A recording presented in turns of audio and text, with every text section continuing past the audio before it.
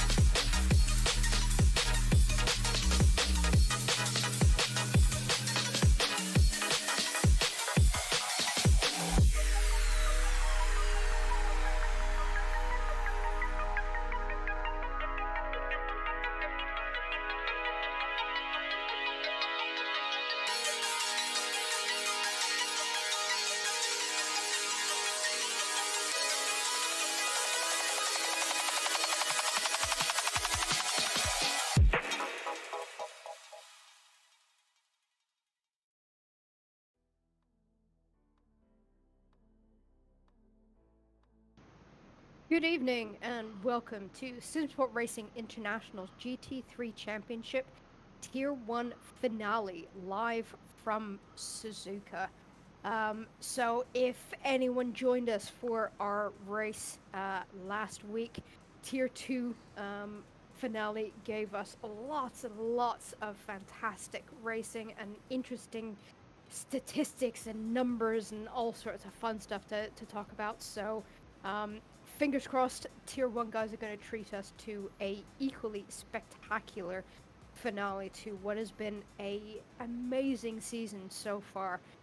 So joining me in the commentary box this evening and pulling double duty, manning the cameras as well, is the lovely Chris Hill. Good evening, Chris. Good evening, Sam. How are you this week? I'm doing good. How are you? I'm yeah, I'm okay. I'm not too bad, thank you. I'm not too bad. Good. Really looking Good. forward to tonight. Yeah, so it's been a really, really interesting season so far. Some fantastic battles up and down the grid. And as we were saying last week, this has been, just such a great season that we've come into the final round and everything is still to play for. So really, really interesting. And I can't remember the last season that we haven't had a complete domination like we've had in previous seasons. So, we've had multiple winners across, in all of our tiers and classes. So let's do a quick rundown as to the state of the championship coming into this final round. And these scores are taking into account the drop round. So we're going to start with semi-pro.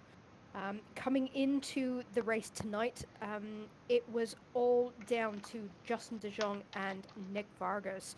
Currently, what, um, 2 points between them coming into the race tonight. With Martin van der Kran, unfortunately, a good 40 points down in P3. So it was going to be between Justin De Jong and Nick Vargas. Unfortunately, we've had a shock sign out. Justin De Jong has not been able to make the race tonight.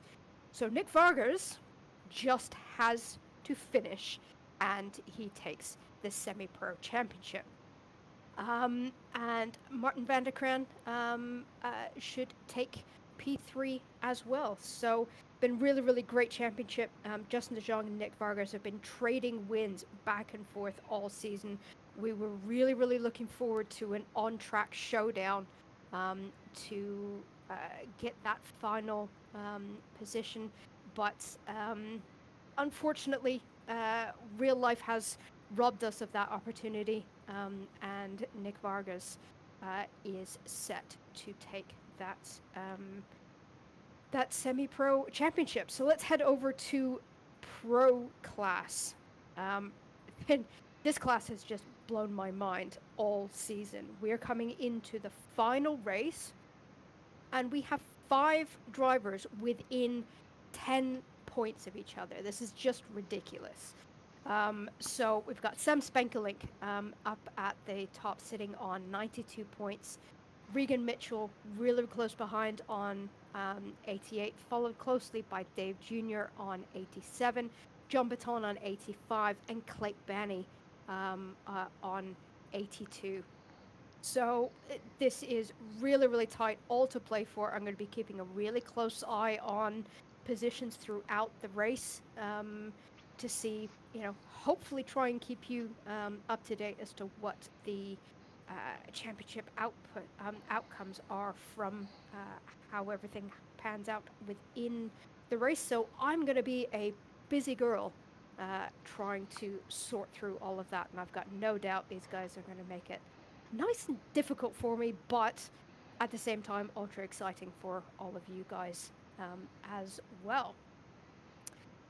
So as I said, we are live from Suzuka. Really, really fascinating circuit. This is one of my nemesis circuits. I personally hate this track with a passion, simply because every single time I come into Spoon Corner, it tries to kill me. But it's a really, really fascinating track. One of only 2 figure of 8 tracks in the world that is FIA approved. So you've got that interesting underpass coming out of Degna 2 before you head into the hairpins. So let's take a quick flying lap through Suzuka so you can see it in all of its glory. So we come down the start-finish straight. Really, really late start line here. Pick your braking point really, really nicely for first turn, which is a combination of turns 1 and 2. Kind of a 2-point braking zone. I find it quite awkward, but really, really easy to get set up for the S's, which is a 5-turn sequence of left, right turns. A really, really nice weaving pattern. When you get it right, feels absolutely amazing. Really, really difficult to get all of your gear changes bang on. Coming out of turn 7, you come into Dunlop Curve. We did see a lot of cars going off track here, a lot of incidents last week coming through Dunlop. And then we come up to the heavy braking zone into Degna 1 and Degna 2. Degna 2 obviously being a lot tighter, and we saw quite a number of off tracks happening just before we come underneath the bridge on the run down to the hairpin of turn 11. You can kind of ignore turn 10, pretty flat out, but hairpin at 11, you've got to get your exit out of here correct. Turn 12, pretty much flat out. You don't really notice it as being a corner when you're actually driving. And then you come into my nightmare corner of Spoon Curve. You've got to pick the braking point right, get the exit, the entry bang on, and then try and find this really, really weird off-camera exit. Get it wrong, it can pull you into the inside of the track. Also get it wrong and it can pull you to the outside. But if you get it all right, you've got this really nice long straight coming down into the infamous 130R. Saw some attempted overtakes into this corner last week. A couple of crashes as well. And then very, very quickly have to spot your braking point for Casio Triangle, the chicane coming out of the final sector of the lap. Awkward pit entry straight after turn 18, and then you've got the drag down to the start finish line, and that is Suzuka, all 3.6 miles of chaos worth of it. Chaos. Absolute chaos. So what are you hoping to see tonight, Chris? Oh, I'm hoping to see a good clean fight. No punching above the waist. Oh, It's the wrong game, that, isn't it? Sorry. It is, yes, and I think you mean punching below the waist as well. Depends which one you've been watching. Yeah, I'm hoping to see some nice battles, as I always like to see. It's going to be tight at the top to see who comes out as the champion. I think all the contenders are here for this, certainly for tier 1. We are in tier 1. Certainly for the pro class. So yeah. Let's see what can happen. We can head over to qualifying as well now, if you wish. Oh, we can, yeah. So cars are just coming out into their sort of warm-up laps at the minute, so nobody's really set a representative time, but most drivers are out on track now. But interestingly, and as always, they keep an eye on the midweek practice server just to see what people have been doing in free practice. And interestingly, Click Benny and Sam Spenkelink trading fastest laps all week long, and both of them managing over 100 laps apiece. So I've got a feeling that these two are really on a mission to fight it out, or who's going to come out on top. I mean, Sam, our current championship leader, Clay Benny down in P5, but that P5 is only 8 points in adrift. So still quite easily. It could literally be anyone's game tonight. When we've had a spread of winners throughout the entire season, and I'm just looking at our the overall race standings for each round, and I cannot believe I'm saying this, but we have had a different winner across all 6 rounds. Have you? When was the last time you heard that, Chris? Well, certainly not watching Formula 1. No, certainly not. I can't remember ever experiencing or hearing that before. It's astounding. It is, and in pro class, it just goes to show the caliber of all of the drivers that we have here at SSRI. Everything's really competitive, but at the same time, really evenly matched. I think when we've gotten our class splits, I think, bang on this season. Absolutely. And it just couldn't have been any better, I think. No, you're not wrong there. Not wrong. People will start their flying laps very shortly.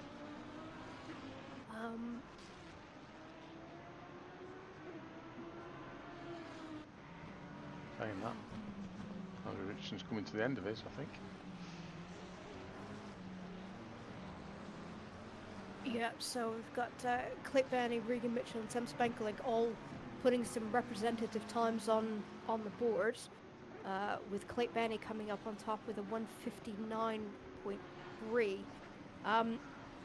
Clayton actually managed a 58.9 in free practice during the week. So these guys are super quick around here.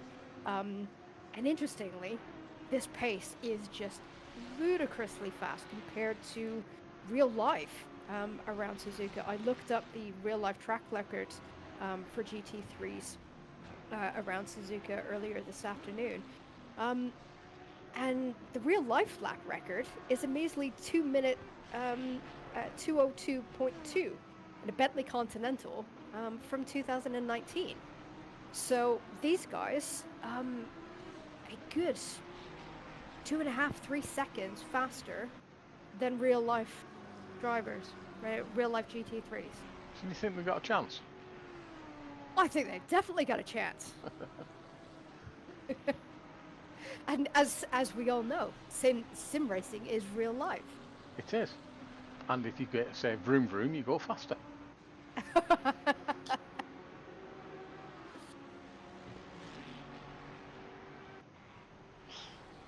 Just stuck on with Clyde here because he is 0.1 up at the moment. So set to go slightly faster. But I've just noticed Regan Mitchell, I mean, at one point he was 0.8 up, still 0.4 up in the minute. Sam Spenkelink close on his heels as well, of 0.7 up. So, yeah, I don't think Clayt is gonna be able to just walk away with it. I think everybody's gonna give him quite a bit of a run for his money.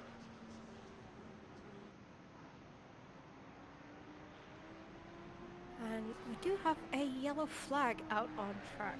Tim Kroll. I'm not too sure what happened to Tim. He was sat stationary for a while. He may have finished his lap and then just gone back to the pits. He was sat just before the chicane. Okay, perhaps he didn't then. So I think he had a little bit of a moment coming out of 130R. As is very, very easy to do. 130R takes some bravery. It's definitely requires a lift, if not a lift and downshift, to get right. Takes a very, very brave driver to attempt to do it flat out. At least for me anyway. There's no way in hell I could manage 130R flat out. I don't think I can. I really don't think I can.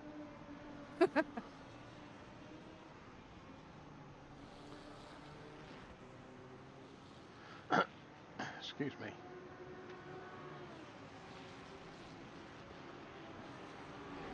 Just had a nasty thought then whether I bothered turning my mic on. I have, by the way. You have? For okay, a change, good. Yeah. You've not just been talking to yourself all this time. Oh, thank God for that.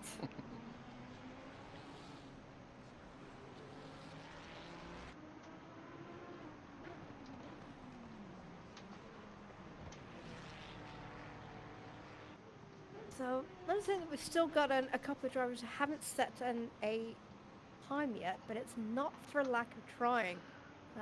So, Jits Medina, Dave Jr., and Sander Vale are all currently on their second laps.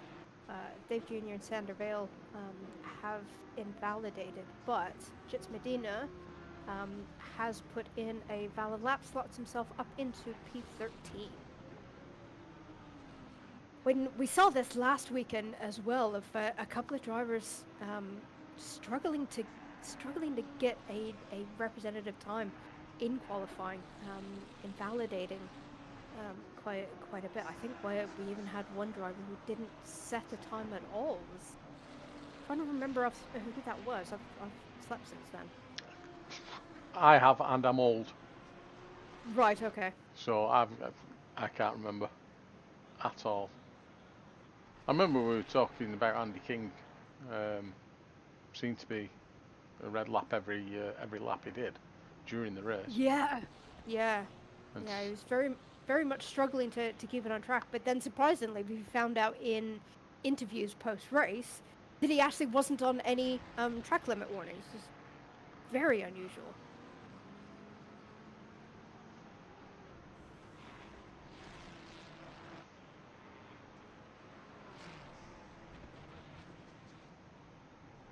Is Clayt going to improve his time? He's still slightly up. Yeah, he's gotten the chicane a bit wrong, and unfortunately has lost his time advantage.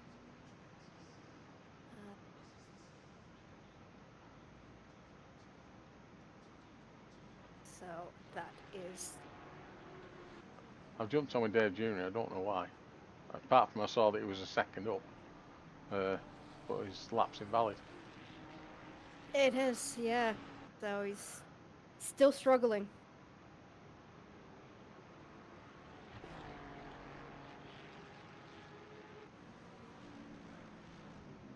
So...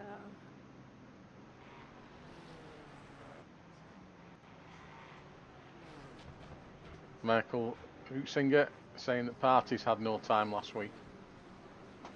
I was parties. Thank you very much, Michael. And I'm just noticing, Rockwater in YouTube Yes, is Justin De Jong. yes. Oh, hi, Justin. Really, really wish you were here. It's such a shame that you've not been able to make the race this evening. But definitely hoping that you're going to join us for next season. And just as a heads up, everybody in YouTube land, stick with us to the end, because we have some announcements regarding next season as well. Da, da, da. I think we can afford some fancy music at some stage. Maybe. So Dave Jr. Instead of the Sam fanfare. Yeah, because I'm just absolutely rubbish at it. I wouldn't mind. I think. Sorry, I can all keep interrupting you. I do apologise, but I think the tune that you were making was Captain Chaos sound in Cannonball Run. Yes, that was what I was attempting. Very, very poorly, but at least you figured it out what it was. Oh dear. So good news, Dave Jr. Is on a valid lap and is 1.6 up from his previous invalid time. Which we don't know where that'll put him, do we? We don't know where that would put him, no, although his previous invalid time was a 2:00. But I can only assume that that's what it's basing it on, considering he doesn't have a best time set. We shall find out very shortly. We shall. He's just kind of threading his way through Casio chicane. Casio triangle. You said tomato, I said potato. Oh, look at that. Straight up to fourth. Nicely done. Very nicely done. And that is with a 159.5. So, what's that? Everybody in top 7 within a second of each other. I've just spotted Regan Mitchell has stolen provisional pole from Clayt with a 158.9. How dare he? Where were we while that was happening? So I do find this quite interesting that, you know, we've got a number of drivers that do not make any appearances in the midweek practice servers, and they just turn up to the race. They're obviously doing all of their practice offline, but it means we don't really have any idea coming into the race of what their pace is like. And, you know, and as I was saying, I was really, really impressed with Clayt Benny's 158.9 in pre-practice. Now, that was a 0.947. Regan Mitchell has done a 0.910.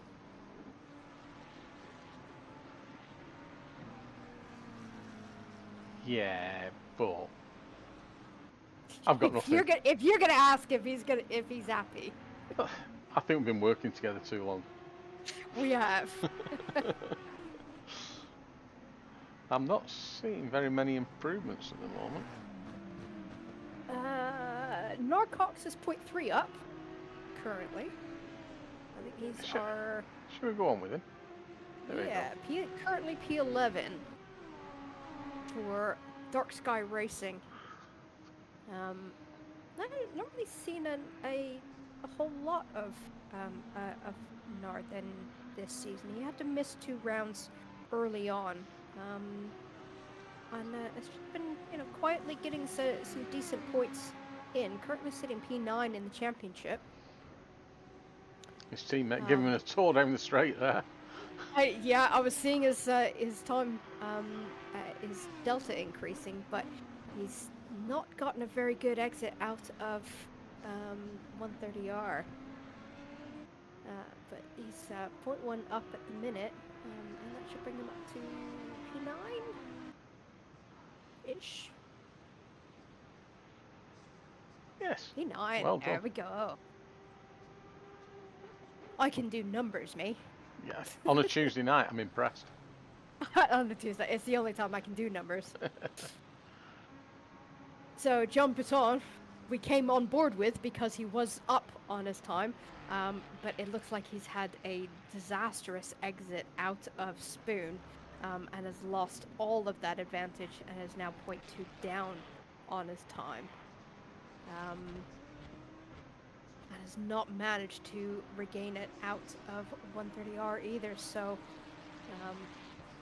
yeah, he's just made a complete hash of the final sector.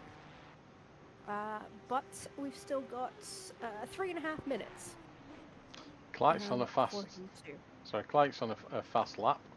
But he's invalidated it. It's gonna be one of those nights. Tim Kroll. It is going to be one of those nights, isn't it? Jits Medina, 0.5 up and valid. Currently in P14. Yeah, I'll throw down to him very shortly. Just watch Mr. Kroll come across the line. 0.2 up at the moment. Probably not going to change position. Let's go faster though. There we go, here's it.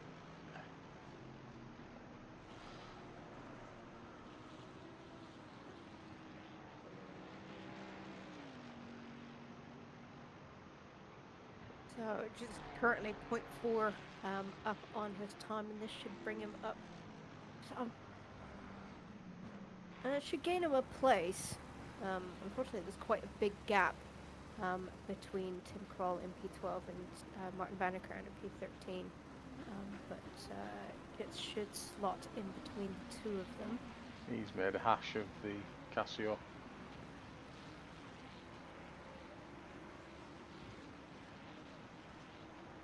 Should still get him P13 though. P13, yep, yeah. And it does.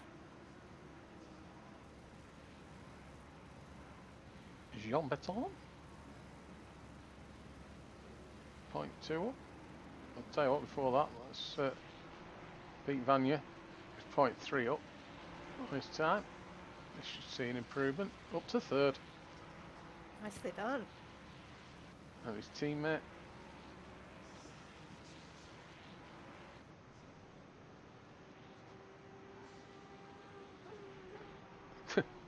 Also, no, yeah. Stop arguing over third, guys. You get third place, and you get third place, and you get third place. Everyone gets third. I don't know what I'm talking about now. Yeah, so Nothing new. Clayt is very desperately trying to improve on his time. Both Clay and Regan Mitchell out on track at the minute. Both kind of sitting even on their deltas. So I think for the minute at least, although Clayt has just had a fantastic exit out of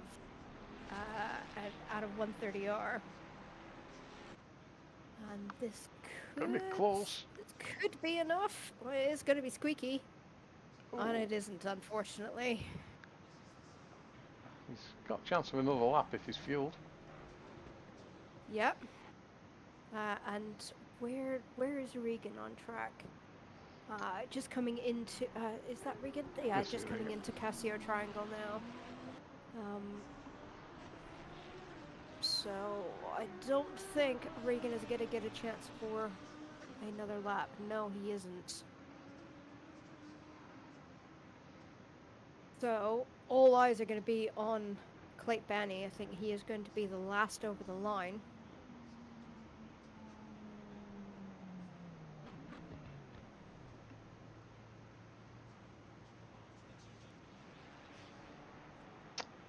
Clyde's invalidated his lap. He has invalidated, yes. So that is it. Regan Mitchell from Clayt Banney by 9/100th of a second. And I'm very surprised. Sam Spankelink in 6th and not currently improving his time.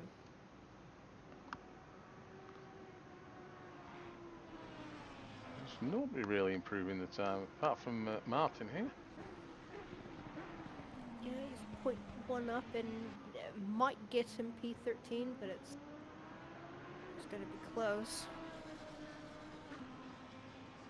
He's not improving. He's just lost his delta coming out of Casio. So,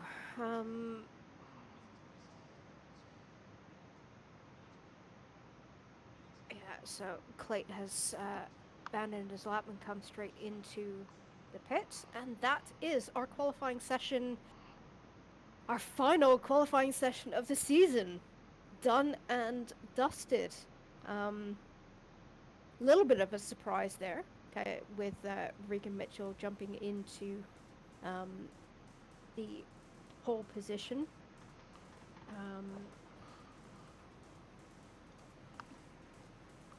And Clayton Banny sneaking into P2.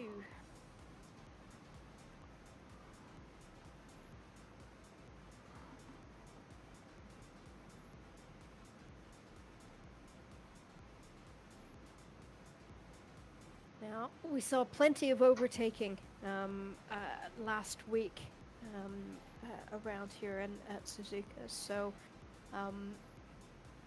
definitely these positions definitely not set in stone. Just noticing Nick Vargas had a really great qualifying, P8 overall, but with 3 pro drivers between him and the next semi-pro driver, Tim Kroll, down in P12. So quite a good result for Nick Vargas there. Excuse me, in the top 10, you might as well class Nard as being he's 0.002 of a second over the 1 second. So let's class him as the top 10 being within a second, shall we? Yeah. Wait, what's 1,000th of a second between friends? I don't know. If you're a bank manager, though, it's a lot.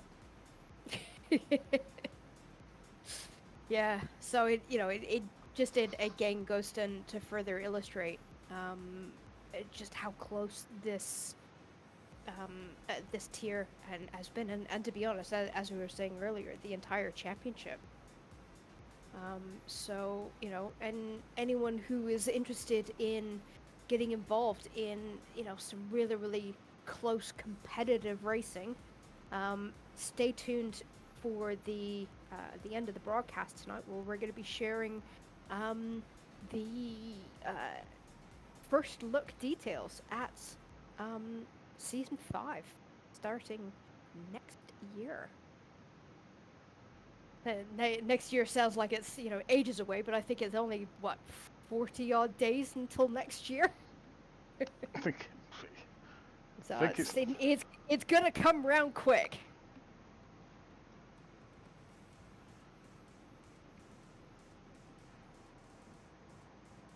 So while we wait for our grid walk, everyone in YouTube land, if you want to give me your predictions as to who's going to win the race and who you think is going to take the Pro Class Championship as well while you're at it, that would be spiffing.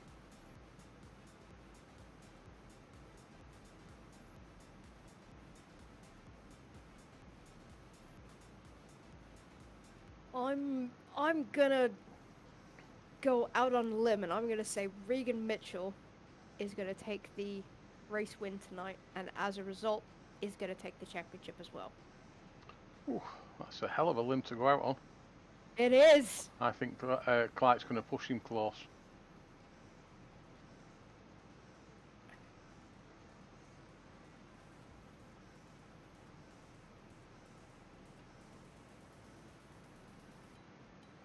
We've had a nomination for John Baton taking the Pro Class.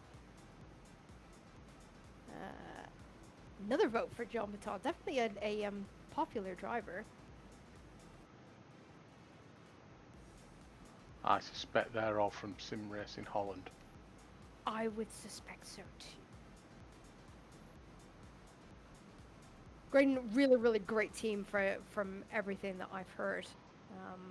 It's supposed to be a really, really great bunch of guys to race with. So we have our grid walk ready to go. So taking the front row is Regan Mitchell lining up alongside Clayton Banny. Then we have the YouTube favorite John Baton lining up in row 2 alongside Dave Jr. And then row 3, we've got Peter Veneer, followed by Sem Spankelink. In P7, we've got Andrew Richardson and our pole sitter for semi-pro Nick Vargas. In row 5, we've got Janin Valenduk lining up alongside Nard Cox. P11, we've got Marcel Viss alongside Tim Kroll. And then Jits Medina lines up alongside Martin Vanderkraan for row 7. Bas van Millis and Dennis Berkman in row 8. And pulling up the back of the grid is Sander Vale in P17. So, bit of a short grid this evening, but definitely didn't stop us from having some interesting racing out last round. So, yeah, then looking forward to this as we're just sitting on board with Andrew Richardson in mode 11 McLaren, looking out at those start lights, waiting to get going on the formation lap. I always get quite nervous sitting on the grid waiting for the race to start. I'm always quite panically looking at the weather and have I got everything right, and if I haven't gotten everything right, kind of curse myself because there's absolutely nothing you can do about it at this point. But yeah, I'm a very nervous grid sitter. How about you, Chris? I'm pretty much the same. I panic too much. I think you know I panic too much anyway. I would never have guessed, Chris. No, you're not on for half an hour before listening to me stress out, are you? Every week. As Regan sets us off on the formation lap. Yep. So if anyone didn't if anyone missed the round last week, this is a 75-minute race, which means we have a mandatory stop for fuel only. So it's completely optional to take tires, but Suzuka, with 39-degree track temperature,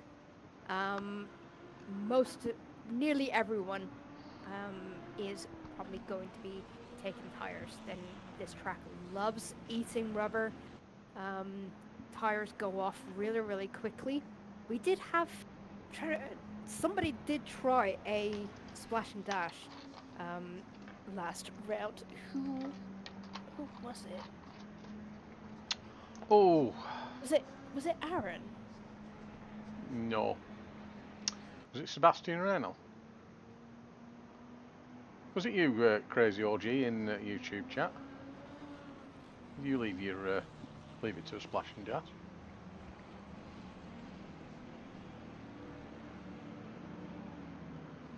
Yeah, so we definitely had one driver last round attempting to pull a rabbit out of the hat and do this race on single set of tires. It would have been a blinding masterstroke of strategy calls if it had panned out. Unfortunately, it didn't quite work. But yeah, it would have been absolutely genius, and would have caught the entire grid off guard. I remember, and us in the commentary box were watching with bated breath, saying he's got to come in soon, and he just didn't. Yeah, crazy confirming that yes, it was him who attempted it. So be interesting to see if anyone is going to make that attempt this evening. Possibly one of them, the pro drivers who are a little bit down in the standings at the minute. Maybe Clay, or possibly John. They've got they've got a lot to play for. So be interesting to see if anyone is going to risk it. So yeah, Gracie said my overall pace was trash, but I was really consistent. I think it is possible. Definitely make for an exciting finish to the season if somebody does attempt splash and dash finish for tonight. As the hurry up music is being played now. It is, yeah, and everybody being urged to get into their starting position side by side, just they're coming into Casio Triangle.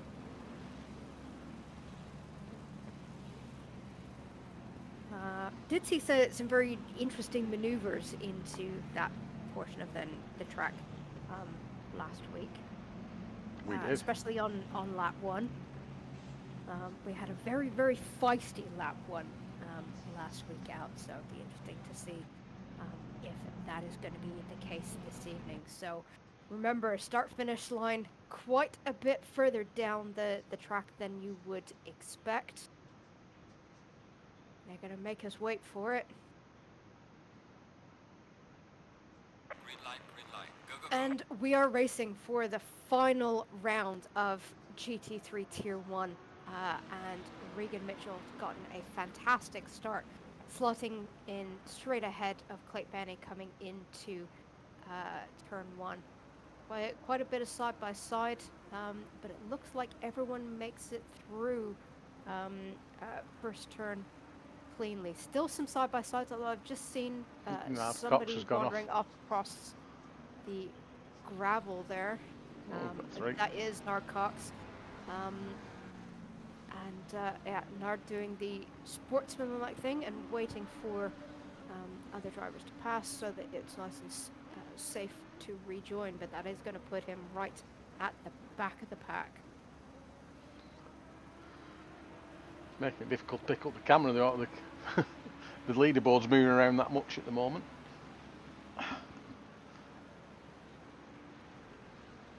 Regan's still in the lead.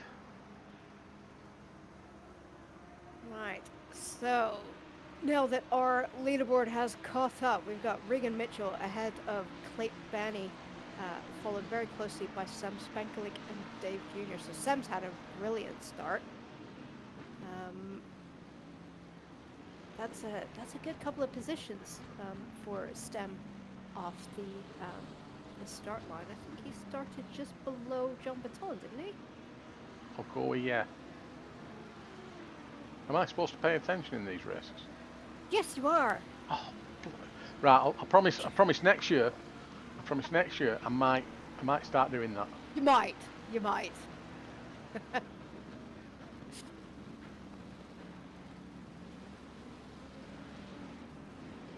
Alright, so it looks like Regan Mitchell and Clayton Benny starting to pull a considerable gap on Sam Spankeling, and Sam leading up in a three-way, potentially four-way battle for P3.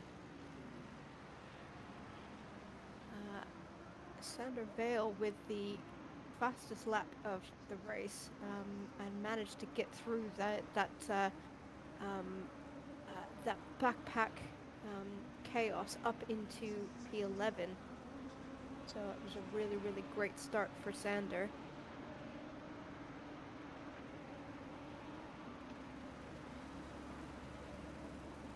Dave Jr. having a little bit of a look up into Degner, not quite brave enough to try for the inside, but certainly making sure that Sam Spankelik knows that he's there.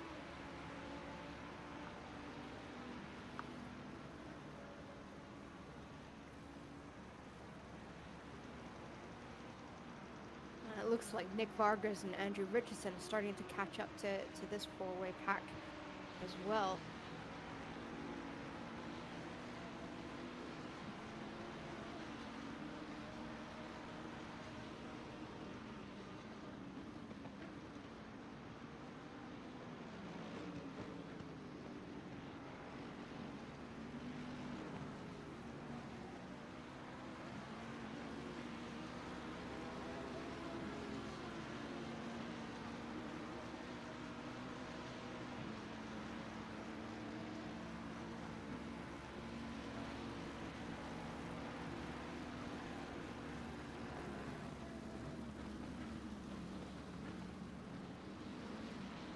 So as it stands at the minute, if we were to finish the race right now, Regan would take the championship, Sam would take P2, and Clayt would slot in to E3 by 1 point over Dave Jr. So this is going to be really, really close. And I've got a feeling I'm going to be having to do a lot of calculations on the fly as this race progresses. Definitely going to keep me busy. Is that with your trusty pen and paper? No, it very much is not with my trusted pen and paper because I cannot add to save my life. So I have a lovely little cheat sheet on Excel open next to me that's doing all of the live calculations for me. All I need to do is just put in finishing current position points. I was trying to get you fame and fortune then through the dear. power of YouTube. You could be the next Rachel Riley on Countdown. Wouldn't that be nice? Yeah. But no, sadly not. Sadly not.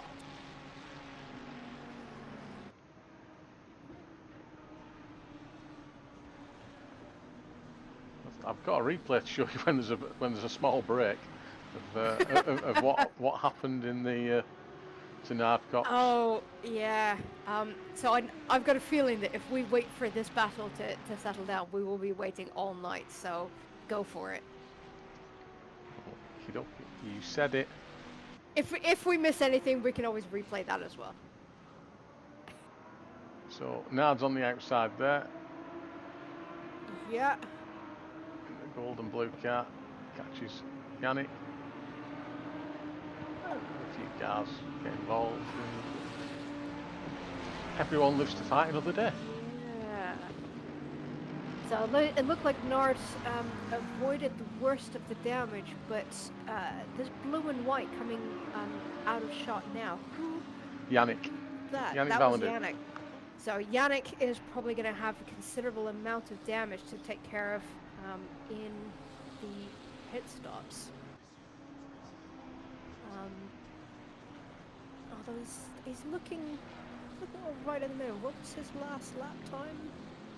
His lap times are struggling, so his last lap was a 2:02.0. But definitely not the slowest on the last lap. Martin Vanderkran, I've seen a couple of cars around him, around Yannick were slower that particular lap. So that damage doesn't look like it's hindering him too much. Yeah, Junior under a lot of pressure from John Baton. Sam managed to pull a slight gap. Yeah, he's managed to get himself a little bit of breathing space.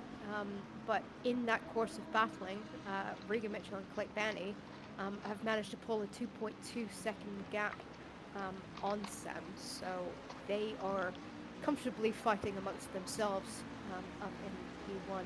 That gap currently just shy of 1 second, although now that they go through the timing boards, that's just increased to 1.2. So Regan Mitchell starting to stretch his legs a little bit, trying to give himself a little bit of breathing room over Clayt Banney in P2.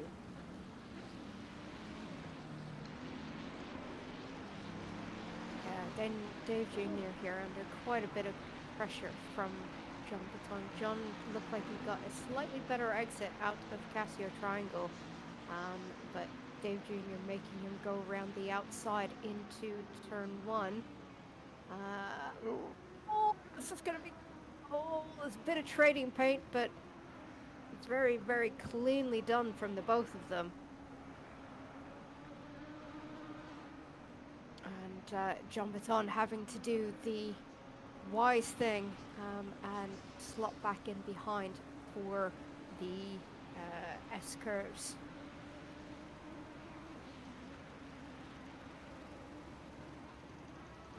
But that has given Dave a little bit of breathing room. I think that's going to close up coming into Degner. Obviously, both drivers are in the Ferrari, so there's not going to be any power difference between the two. This is all going to be down to the driver and their individual setups. Have another replay when you're ready. Okay. Anything going to happen? Yeah. There isn't round spoon, is there?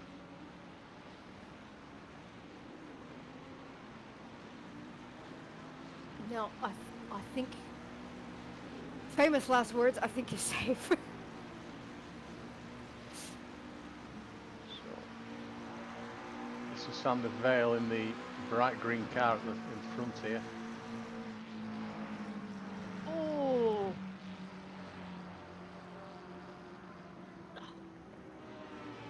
Just got a little bit too much curb coming into 130R, but it's a cringy moment when you can see that you're in a four-wheel slide heading back towards the racing line. There's obviously really nothing you can do about it at that point, except pray that you're not going to get broadsided. Thankfully, managed to get that car pulled up before it slid back onto track, but there were I'm pretty sure a couple of co-brown moments from drivers coming up behind him. I like to call it a knicker gripper. Knicker gripper. I am stealing that one. Why not? I stole it off somebody else, not the knickers. Just to be clear. Yes, let's make that perfectly clear. Yeah, they were already mine. No, that's wrong as well. You're not making it any easier. No. Right, so yeah, then this battle with Dave Jr. and John Baton has now caught back up to Sam Spankelink. So this now converted back into a three-way battle for P3. Also got a bit of a battle a little bit further behind between Nick Vargas and Andrew Richardson for P7. Although it looks like Andrew's just made a little bit of a mistake and that gap has spread out. So we shall stick with this P3 battle.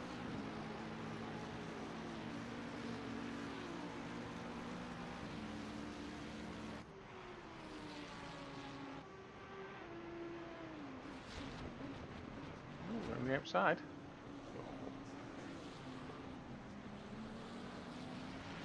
He's not a Buffalo girl. I'm full of them tonight, aren't I? You are. Full of just, something. Just on it. Oh. He's going to try rounding the outside again, but is he going to try for the switchback coming into the first braking zone for the S's? No, it's not quite close enough. I think his next opportunity is going to be into the braking zone into Degner 1. We did sort of see this last week as well, didn't we? Where there was one car that was strong in certain areas of the track, and the other car was stronger in different areas of the track. Somehow in my head that made sense. It does make sense, Chris, yes. It kind of ends up creating this accordion effect where then a driver will pull away in one part of the track and then lose their advantage in another part of the track where the other driver is quicker.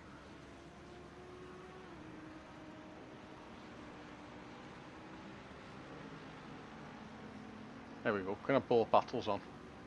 There we go.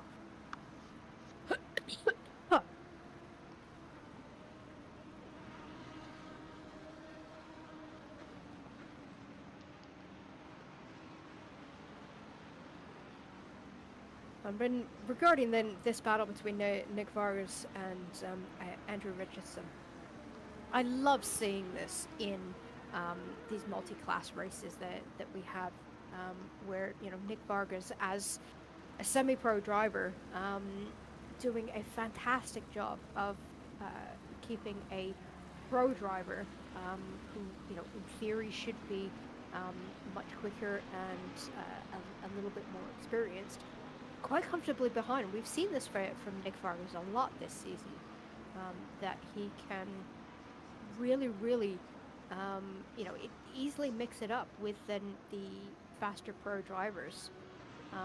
So again, he's one that I would suspect is going to do well moving up to pro next year. As John Beton's got past in the bottom corner there. I don't know if you could hear my reaction of ooh, ah. I didn't quite hear the squeak, no, Chris. All right, okay then. Thank goodness for that. I've not embarrassed myself.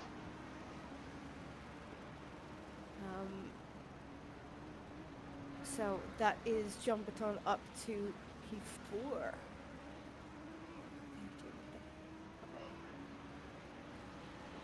Dave Jr. can't relax either because he's got Pete Vanya right behind him now.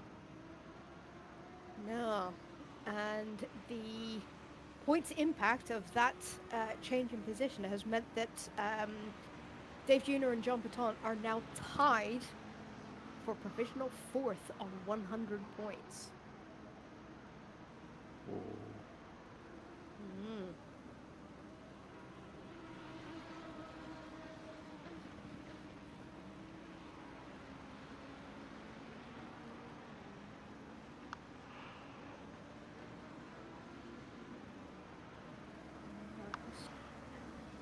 Look at the gap up at the top. So Clayton's managed to pull that gap in a tiny bit.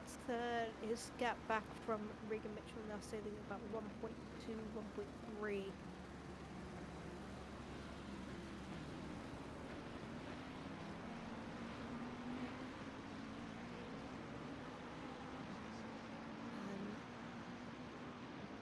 Their lap times have been pretty consistent. And only a couple of tenths between them in terms of then their last lap. Well, Regan's managed to do 1:59.7 and do his fastest lap so far. And does actually hold the fastest lap. Yes.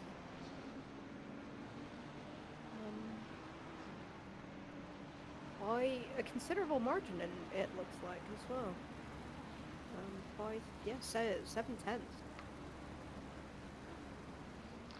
Just realised that's not battle for 4th anymore, is it? It's battle for 5th. I'll get rid of the graphic for it.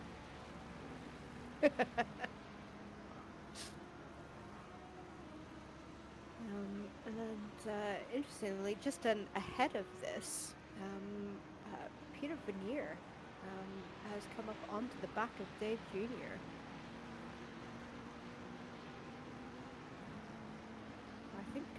I think Dave's had a small mistake somewhere, and he's kind of lost touch with this P3 battle and has fallen back into the clutches of Peter Veneer for P5. His last lap was invalid. No, it wasn't. Ignore me. Peter Veneer's last lap was invalid. Yes. But Dave Jr.'s last lap at 2.2, so yeah, definitely made a mistake somewhere in lap 7. that's cost him a bit of time and has separated him from that P3 battle between Seb Speck and Nick and John Todd. Look who's joining this battle now. Yep, Nick Vargas quite quickly coming to join the party.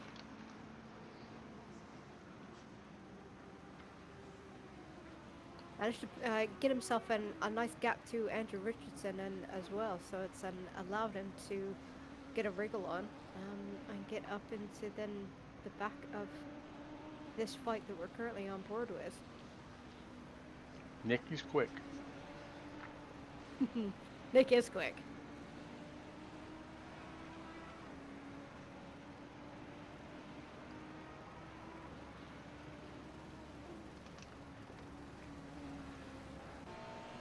I do believe that this is our closest battle on track at the minute. Yes, it is.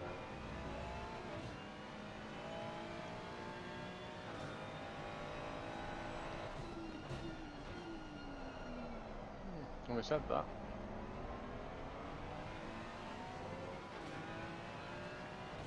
I think John Beton's catching Sen as well. No, quite as much as I thought. Well, it's not quite gone green on my leaderboard just yet. But Peter Vernier, because he's having to defend from Nick Vargas, he has dropped a little bit of time to Dave Jr.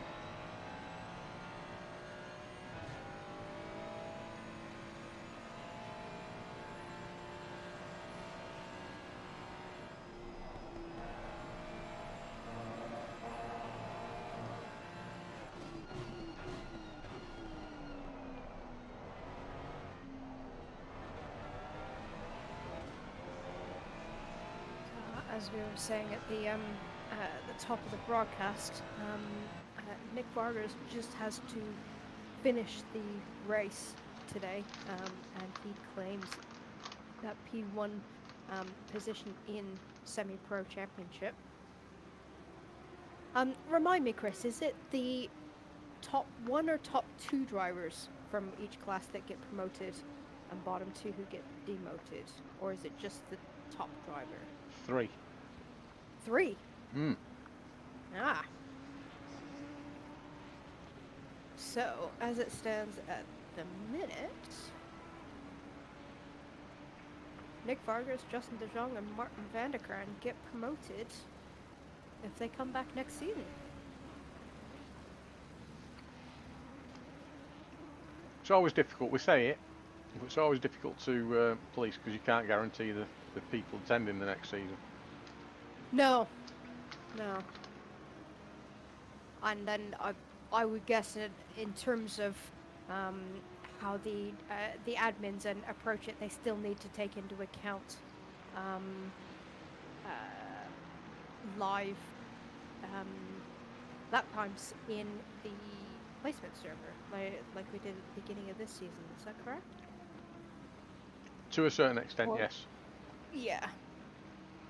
Again, it depends on the amount of sign-ups we have.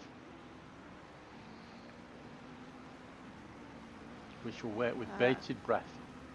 So Justin is asking, will it still be top 3? And as we stand at the minute, Justin, you will be P2. You could have won it, man. You could have won it. You could have won it. Not that we're rubbing salt in the wound or anything. Oh, hang on. It's just made me think. Has Justin... Oh, no, hang on. Hang on. I'm hanging, because you keep telling me to hang on. I know. Unfortunately, this is not something that I'm going to be able to calculate on the fly, but tonight's race is going to be Justin's drop round. So at the minute, coming into this race, his drop round was Kyalami, where he finished P6, which is worst rounder than the season. But his non-show tonight, that will now become his drop round score. So, oh god, this is going to fry my brain trying to figure this out on the fly. But he basically gains 11 points. So it really all depends on. Alright, so if I put that to. See what you've done, Justin. You've ruined Sam's brain. It is completely frying my brain. And no, at the minute, Justin, you are still P2. Nick would have to finish 12 P4 or higher, and yeah, that's more than likely. So yeah, it does look like Nick is going to take Semi-Pro Championship with Justin coming in P2, but the gap is going to be a lot less than I originally thought it was going to be. Thank you, our very own Ted Kravitz. Oh God.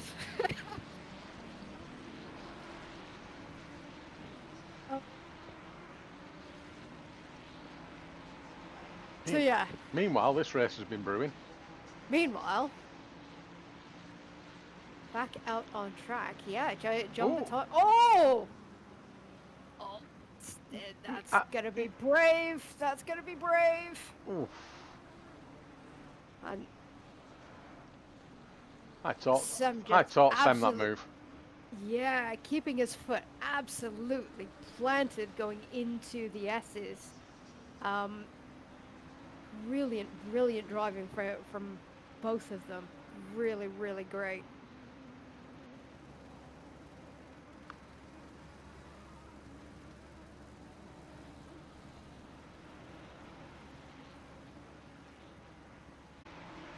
Hopefully we're back now. Okay. You and I are back. Hopefully let's just confirm when YouTube is back.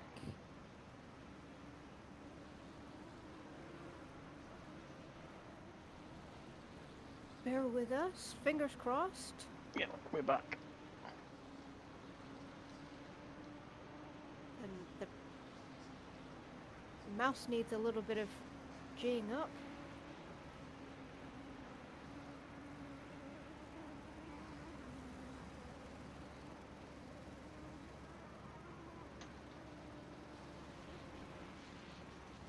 This is looking super close. Dave Jr. is managing to get back onto the back of this.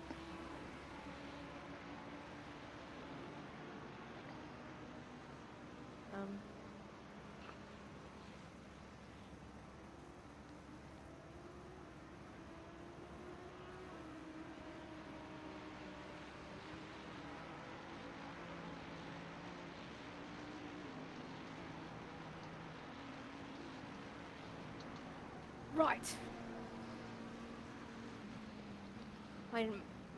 My YouTube went a little skewy there. For some reason it suddenly decided to jump back to the start of the race, and I was wondering why it was showing me the formation lap. But right. We're all back.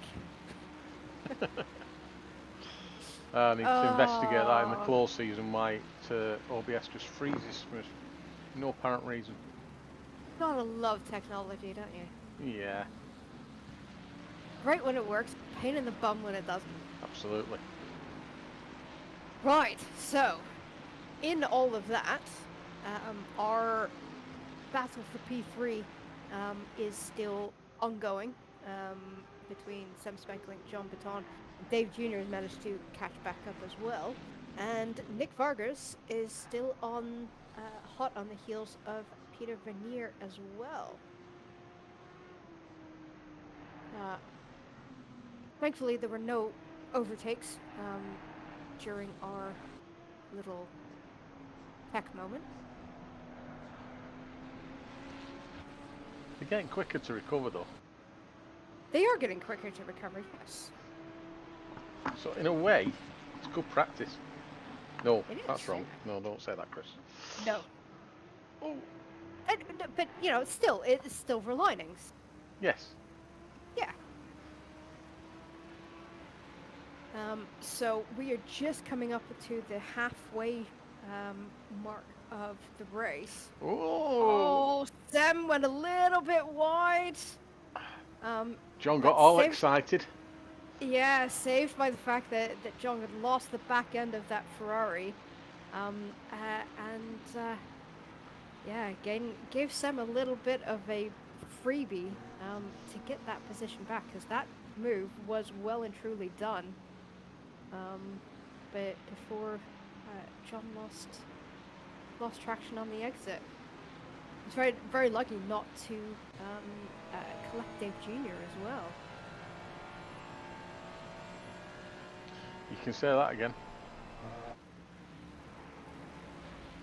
So, as I was saying, we're at the halfway mark.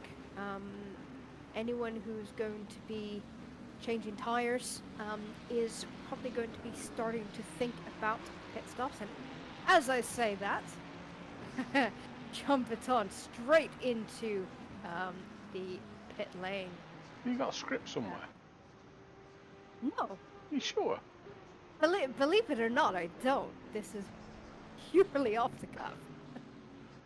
As soon as you But mention yeah, it. John must be, reading my mind, because right into the pit, bang on the halfway mark. So interesting to follow where John comes out and where he is once all of the pit stops have panned out. So again, it's going to be quite interesting to keep an eye on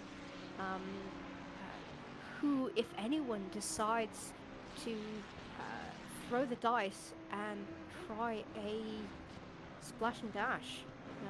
As just seen Narcox coming into the pits as well.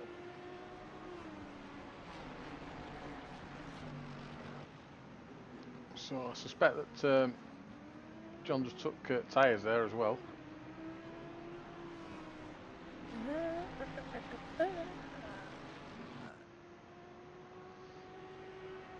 Yeah, then that was quite a...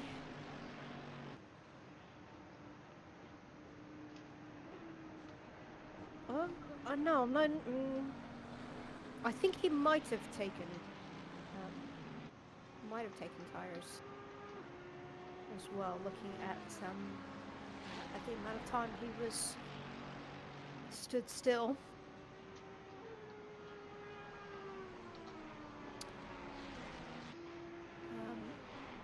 So just noticing then the gap between P2 and P3, so our leaders have pulled out an 8.5 second gap on Sam Speckling currently in P3. And in the pits. As he now jumps into the pits, yeah.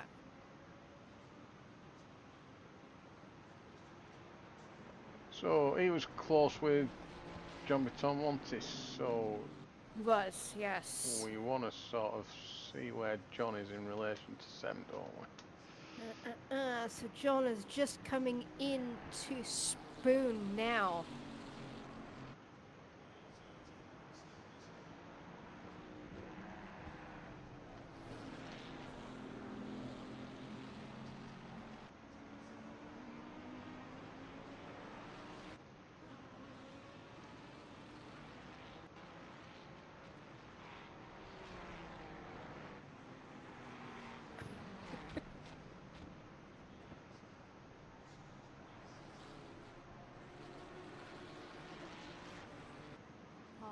Everyone's taking the piss out of me. No, they're not. Just ignore them.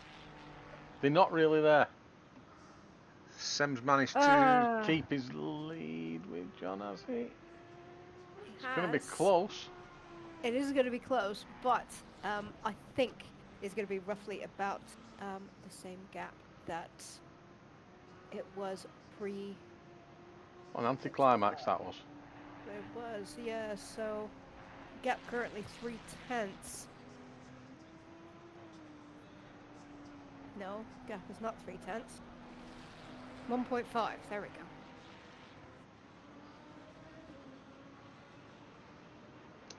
Dave Jr.'s managed to pull away from Pete Vanier as well.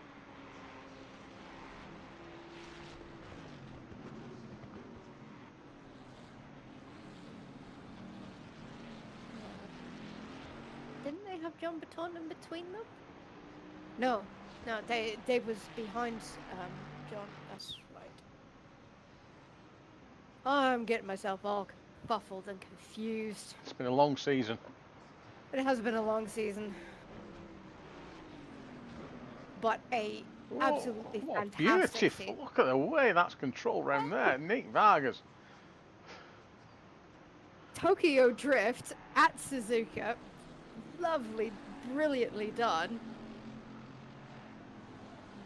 And Nick taking P5 with style. He's definitely been eating those Haribos.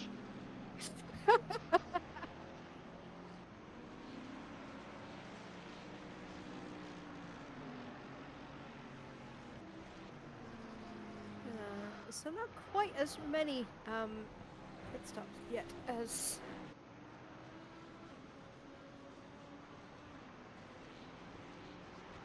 I would have expected, although as YouTube has so kindly corrected me, we are coming up to the halfway mark in a moment, not back when I originally said it was. I accidentally put in 90-minute race into my calculator instead of 75. Do apologize, slight blonde moment. I defended your honour. I defended your honour in there. I said you did say. You did. To be fair, Yes. you said coming up to. You didn't say it was Yes, halfway. yes, I know. Yes, thank you. I did see that.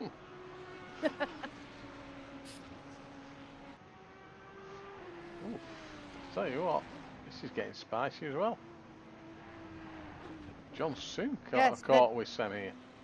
Yeah, so then they're pretty much carrying on their battle from before the pit stops. And I've not driven the Audi, but from what I've heard, it does take a little bit longer for it to switch on its tires than the Ferrari has.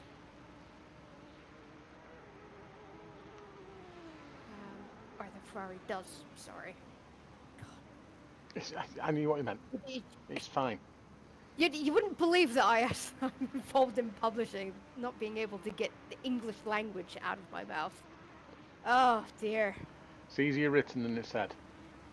It is much easier written than said, yes. Especially when you've got lots of Tipex. Very much easier. God, I can't remember the last time I used it. And no doubt there are some millennials sitting in YouTube chat thinking, what the hell is Tipex?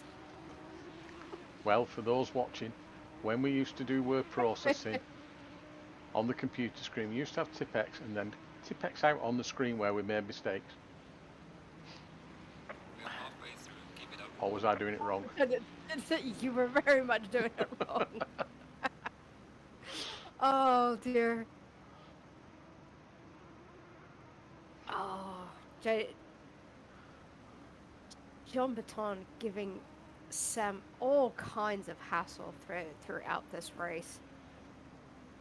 It's great to watch. It is fantastic to watch, isn't it? Just to let everybody know that Regan's still leading the race. Yes. Yep. And it does seem to be sort of the end of Sector 3, beginning of Sector 1, where John is faster, but Sam noticeably better through the S's, but tends to lose it coming out of Dunlop Corner, and then they kind of pull together again, just coming out of the hairpin. So then these two drivers very, very evenly matched. Sam had a moment there at the second Degner as well, so he was lucky that John couldn't quite capitalise on it into the hairpin.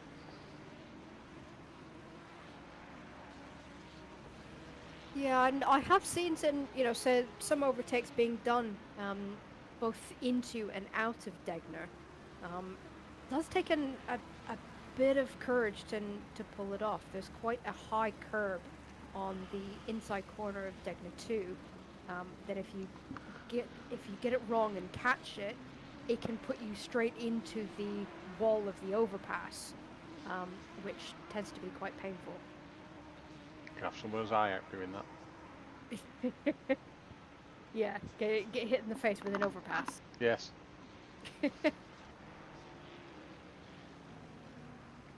John again. Yeah, that it definitely seems to be coming out of turn 1 into turn 2. That John just isn't slowing down as much as Sam is. So I would think that is a lot of that's probably going to be down to setup differences between the Audi and the Ferrari. We've all heard of, Audi's being a little sketchy in high speed corners where there's not quite a defined braking zone.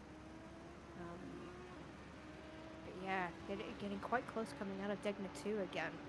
So I've got a feeling that this battle is going to continue for some time, and I think a lot of it is going to come down to whether John can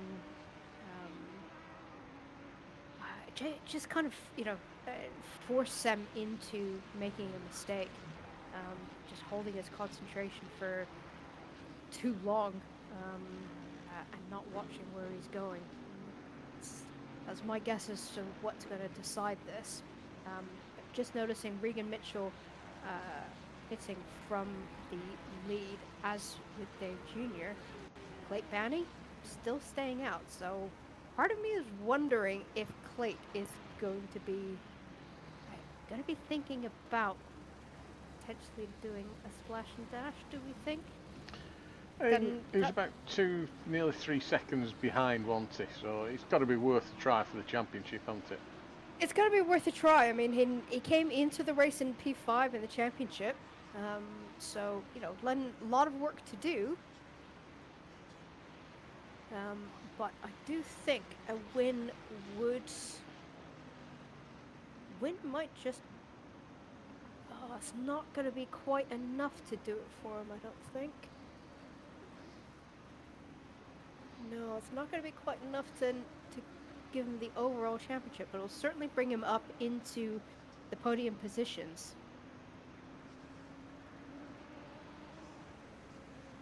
So we currently have 4 drivers out on track who are yet to pit. We've got Sander Vale, who is currently at the back and lapping quite slowly as well. His last lap was 2:05. So I'm actually very surprised that Sander Vale hasn't come into pit yet. And then Martin Banneker and Tim Kroll and Clayt Banny up at the top.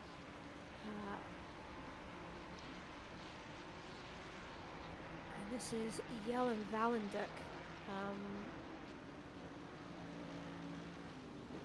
The back of Jets Medina. This is for P11.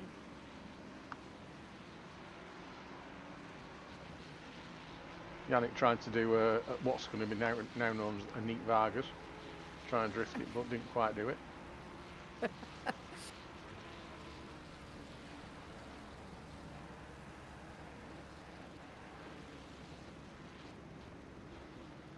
John gets very close to Sam again. Go back to that battle.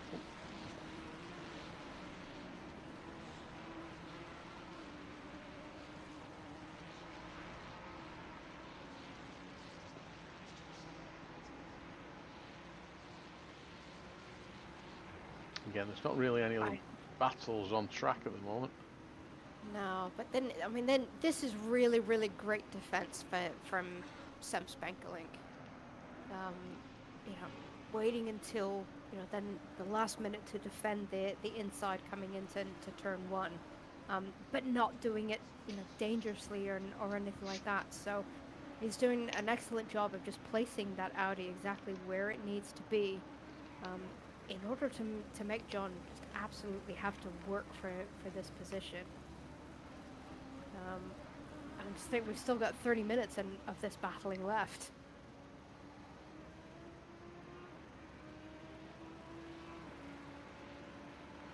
Do you think this could go on for the rest of the race? We've seen Sem keep a level head for a long time in races previous, so I think it's entirely possible. You know, if Sem's on his A game tonight, I see no reason why he can't just continue to do what he's doing. They pitted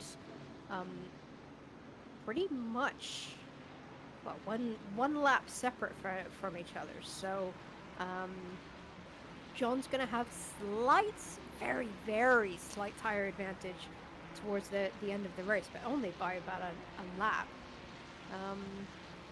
So yeah, I think this is still going to remain evenly matched, as unfortunately John Baton just gets a wheel onto the grass and clatters the wall on the opposite side of 130R, and has ended up losing quite a number of positions. That was Nick Vargas that has just gone by, but manages to get himself into the pits. He obviously has quite severe damage, and that is that battle decided.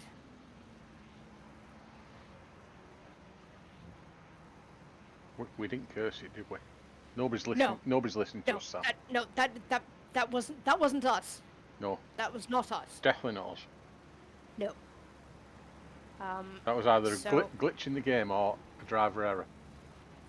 Yeah, he got just a little tiny bit too wide and just clipped the grass coming out of 130R. So yeah, very, very unfortunate there. Only 3 drivers left to pit. Yep, Sandervale now in the pits as well.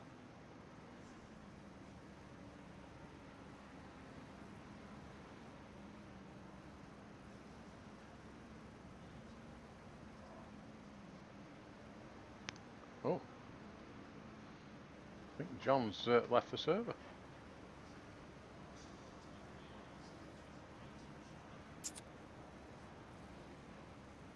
He has. That is very, very unfortunate. And Dave Jr. has just been awarded a drive-through for, my guess would be for track limits. Oh no.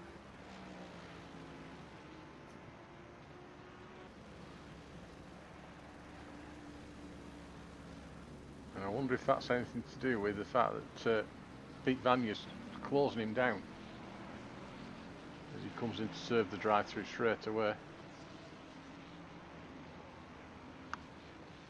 Yeah, it's been best to get it out of the way and done. But you think that was as a result of battling with Peter Vernier? I suspect. I mean, I can't be 100%. No.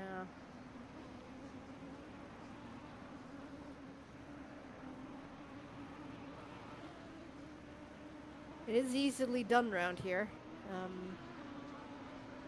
Not quite as easy as some tracks. There are some tracks that are a lot worse for off tracks than Suzuka, but you know, especially if you're battling or you know, just trying really hard to get quick lap times, it can be easy to fall foul of track limits in certain places.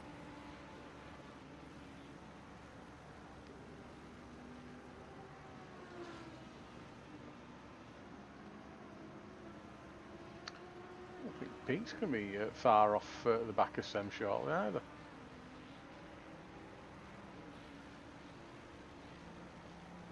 You're 1.8 behind. Sem can't relax.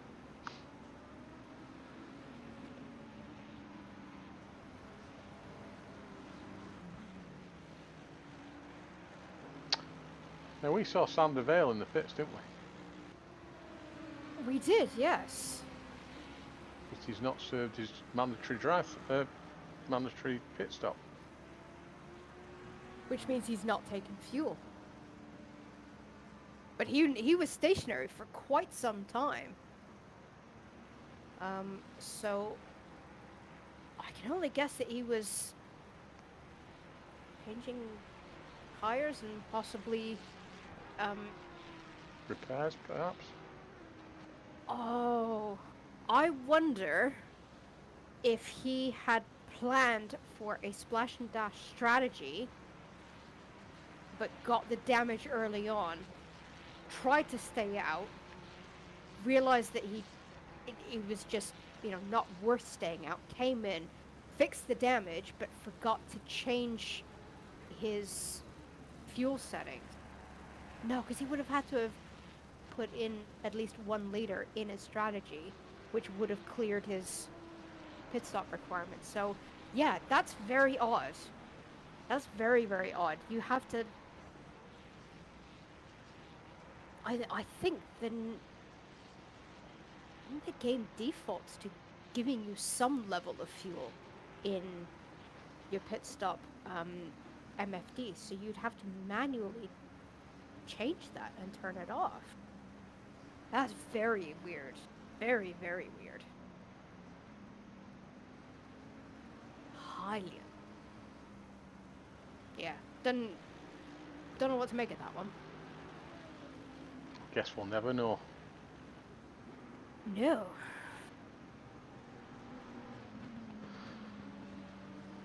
So, Tim Kroll pitting from current P2.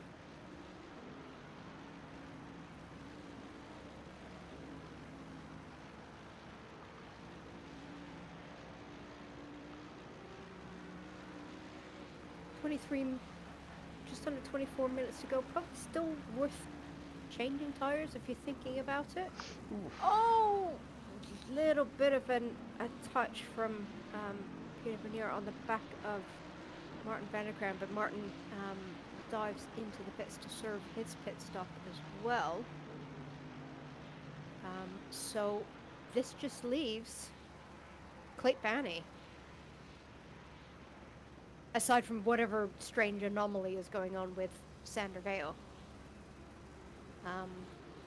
But yeah, Clayton potentially rolling the dice and trying a splash and dash strategy. We've seen it before from Clayton, if I remember, very early on in the season. I think with our first 75-minute race, which I believe was Hungaroring? Can't remember.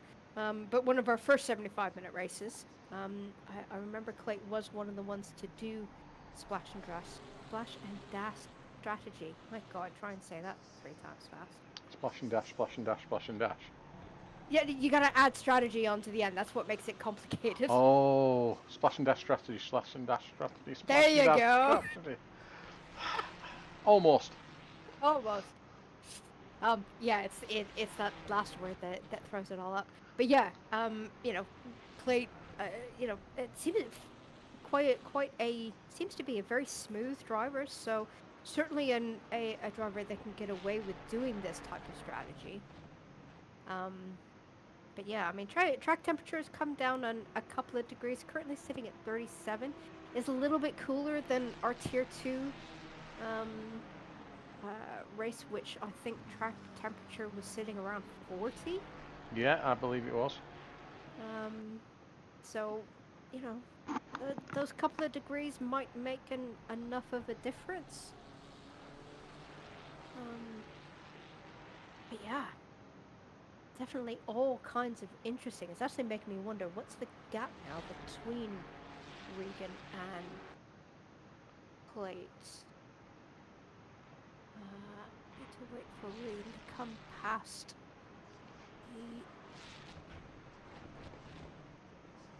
Regan has been banging in some fast times though.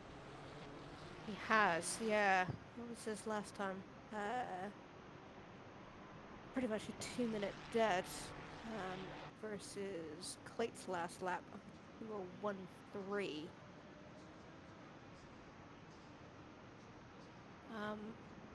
So my timing board. I'm not too sure how accurate it is. It's saying that there's a... Oh, that's moving a lot, so that has no idea what time it'll be. 40 seconds? Will look to be about right. What was the question? The gap, current All gap right. between Regan Mitchell and Clayton Banney. My Yeah, it's a ridiculous my way it broadcast shows is, it. like, all over the place.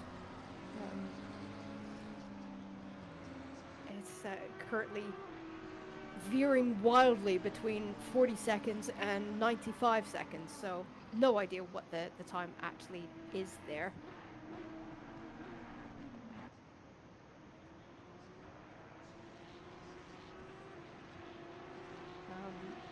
But it's enough that they are currently on 2 different laps, so Regan hasn't passed the...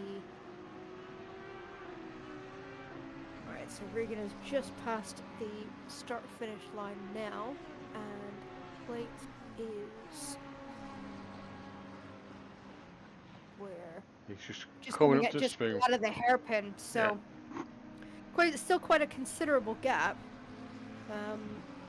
But if Regan continues to lap a second quicker, 19 minutes left. Obviously, Clayton still has to do his pit stop, but if that's literally a 1 or 2 liter splash and dash, it's sort of just pit lane and coming to a stop and back up to speed again. Oh, it's gonna be close. It's gonna be really, really close.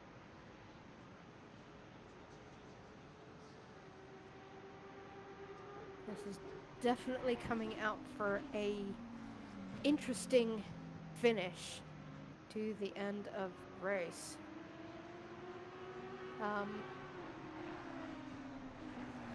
But if Clayton manages to pull off a blinding strategy and keeps P1 after doing a splash and dash, he will end up P3 in the championship. As it stands at the minute, Regan will just... no, Sem will just squeak the championship win by 1 point. Regan taking P2 and Clayton taking P3 as it stands at the minute. But all of that is dependent on Clayton and how this strategy decision pans out for him. Going to be really interesting. Going to be a nail biter of a finish, I think. Well, Regan was approximately 1.3 seconds faster that last lap as well. So yeah, I don't think it matters what Clayton does now. I think Regan will have him. My opinion. Yeah, I'm trying to remember off the top of my head what pit lane time here at Suzuka is. Anyone in YouTube chat, you want to give me an idea of pit lane time here would be very much appreciated. But yeah, then the fact that Regan has got some nice clear air ahead of him and can basically just hot lap is really, really doing wonders for him. Clay does have some clean air as well, so it's purely down to tires or lack thereof that I think is the lap time difference between them at the minute. Yeah, because we've got to assume that Regan did take on tyres at his pit stop, haven't we? Yeah, I think that's a fairly safe assumption. He pitted, pretty much in, kind of that halfway mark.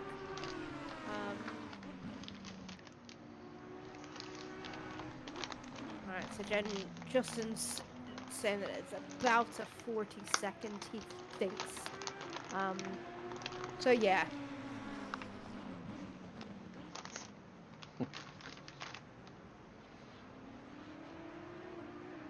Oh, that's an interesting idea. Yeah. I said the same thing.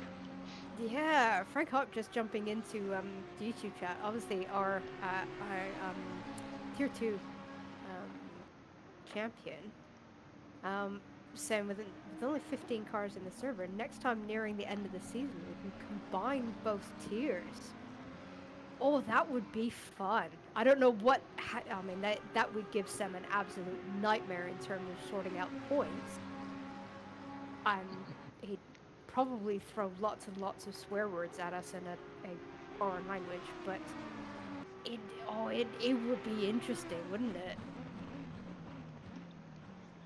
Throwing all 4 classes together in one race. Certainly be spicy, that's for sure.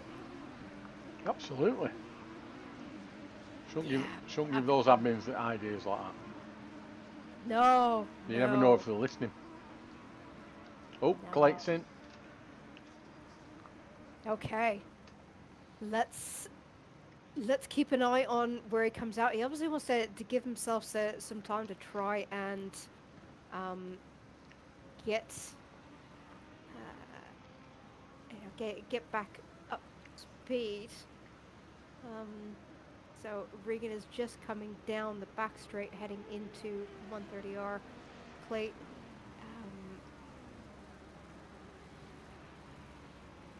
stationary for quite some time.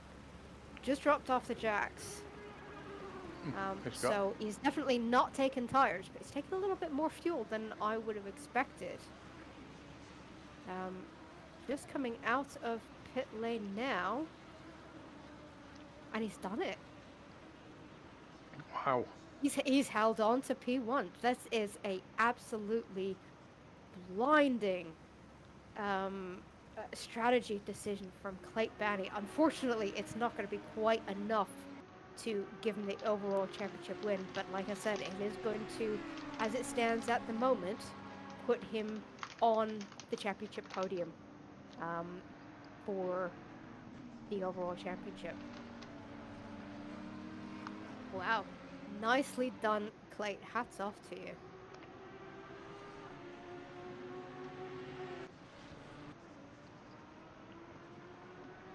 Yeah, Junior trying to recover from his drive-through. Sander Vale's now got a drive-through. As well as still needing to do a pit stop. Oh, it's just, this race just goes from bad to worse for Sander.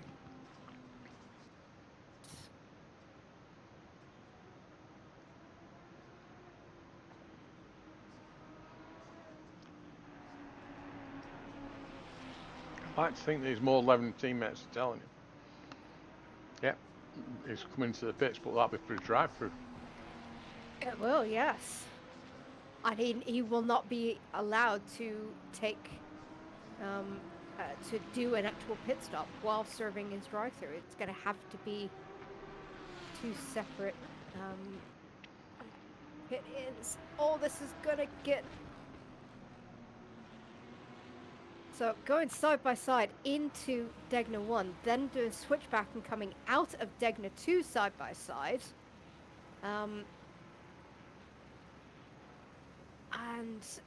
Tim Kroll just slotting in behind Dave Jr. coming out of the hairpin.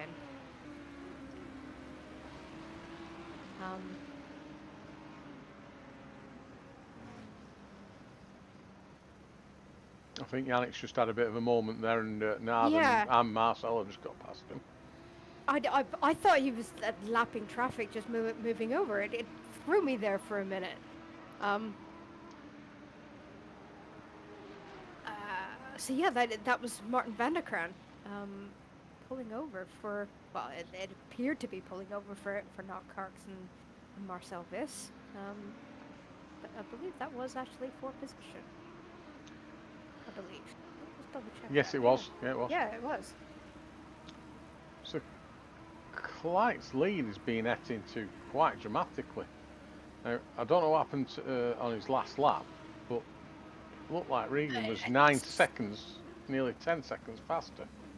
Yeah. So Yeah, so quite Clayton's last lap 209.8, Regan's last lap 200.5. So yeah, then that's that gap currently sitting at 7.6 with 10.5 minutes to go. I do think that they're going to come together on track, to battle, not come together as in crash. Please let me make that perfectly clear. So yeah, and I think they are going to be battling on track before the end of the race, and obviously Regan is going to have the benefit of like 15, 16 laps worth fresher of tire. newer tires. Yeah. Fresher, that's the word I was looking for. Fresher. Thank you very much. And just in so pointing out in YouTube there that that'll be his outlap. Yes, of course, because he didn't change tires. His tires are going to have been cold and under pressure, so yeah, would have had much more of an impact. And then, as we say, that his following lap 201.3, so he is still down on time from Regan Mitchell, just under a second.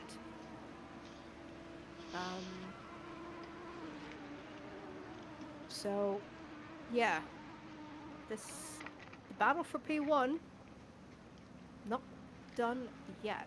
Battle for P1 is still on. It is. Poor Sander is going to have to come into the pits again at some point, or else he's going to get a very, very nasty penalty. Yeah. Just trying to remember off the top of my head what the penalty is for failing to do a mandatory pit stop. I've got in my head this is DSQ. It is a full-on DSQ, isn't it? I'm pretty sure Yeah. it is, yeah. Where is Sander in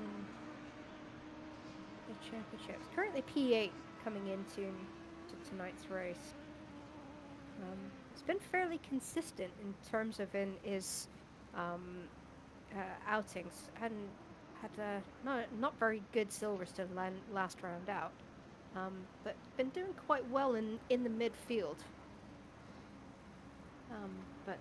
Yeah, Sander having a nightmare of a final round this evening.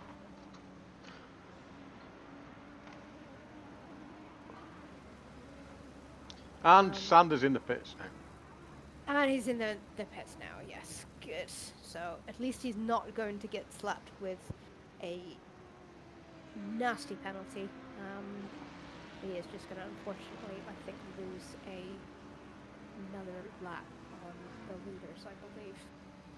Yeah, because I think, well, Clyde's certainly gone past him, so's Regan. So yeah, that puts him 5 laps down, unfortunately, on the leaders. So yeah, a race that Sander will probably be more than happy to forget. So keeping an eye on the gap up front, currently 5.5 seconds worth of gap.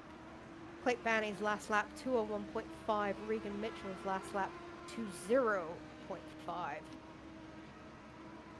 So Regan is definitely taking a second a lap out of Clayton.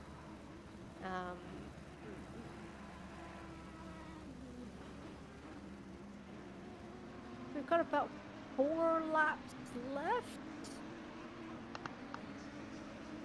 6.5 minutes, 2 minutes a lap. Yeah. So I don't even if Regan keeps the second a lap advantage, He's going to be short, isn't he? not going to be enough. Yeah, needs a couple more laps in order to do it. Regan's current lap is invalidated as well.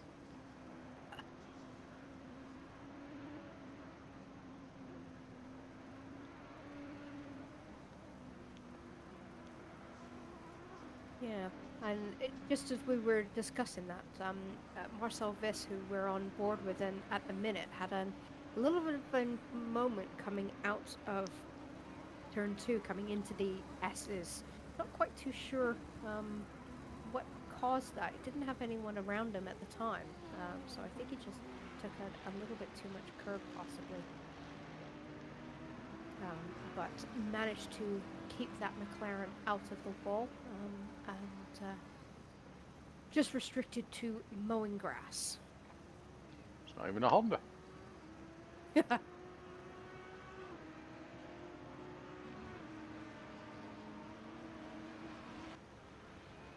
I hope to see more Hondas next season. I quite like watching the Hondas. Don't like driving it, but it looks nice, so I like watching. What is your favourite car? Is it the BMW still?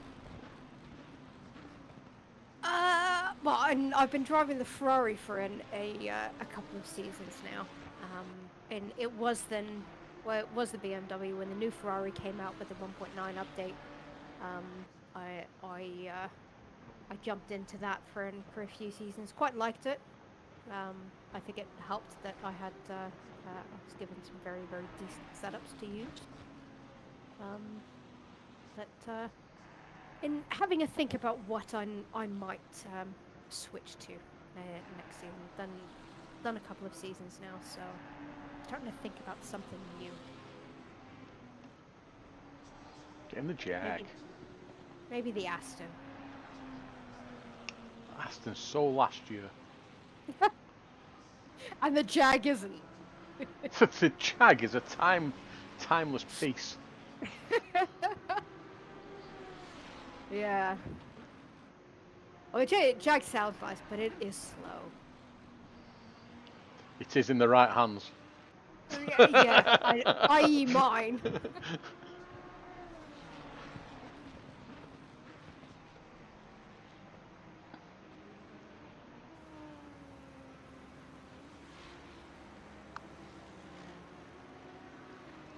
Yeah, for me, it's got to be something that is fairly forgiving, because I don't really have a very clean driving style.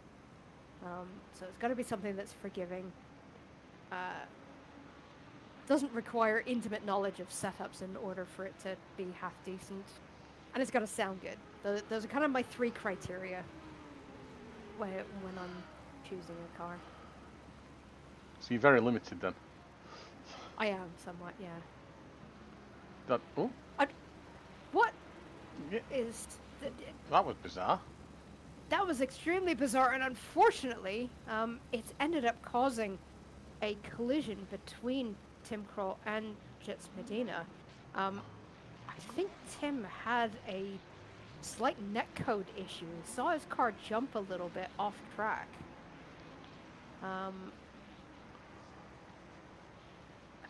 Tim has managed to get going again. But yeah, that was very strange. Not sure whether Yitzy didn't. It's hard for us to judge because we can't see what Yitzy was seeing. But if it was netcode and he just appeared right in front of him, I don't think Yitzy had a chance really, did he? No. He was always going to collect him. Yeah. But I mean, from our vantage point, it looked like the netcode had sorted itself out by the time Tim came back onto track out of 130R. But the incident happened in the braking zone into Paseo Triangle.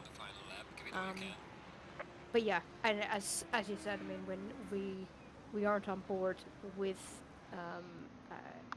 Medina, so can't really comment as to what his viewpoint was. Just on board with Bas Van Millis, Mode 11 Racing.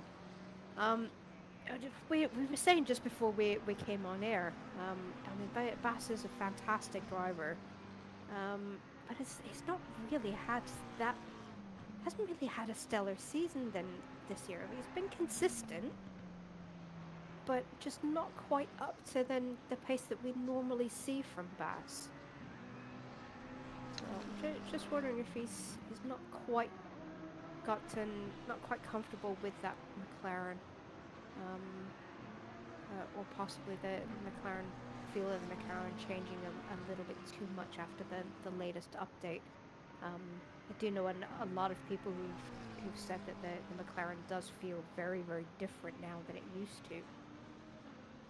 I mean, I actually learned to sim race in the McLaren when I very first came onto ACC. That was then the car that I took, because at the time it was really, really easy and straightforward to drive. You could just take an off-the-shelf setup, and it was relatively safe. But a lot of people saying that the McLaren post setup is now can sometimes be a little bit sketchy. So I'm just wondering if he's struggling with it a little bit, as we come on board with Clayton Bannies. He's just coming out of Casio Triangle. We have clicked down to 0 time left, so Clay taking a fantastic race win here at Suzuka. Regan Mitchell coming in P2. I'm pretty sure Regan is sitting thinking to himself, if I only had 2 more laps, I could have had him. Sam Spenkling for Dark Sky Racing comes into Casio Triangle to take P3.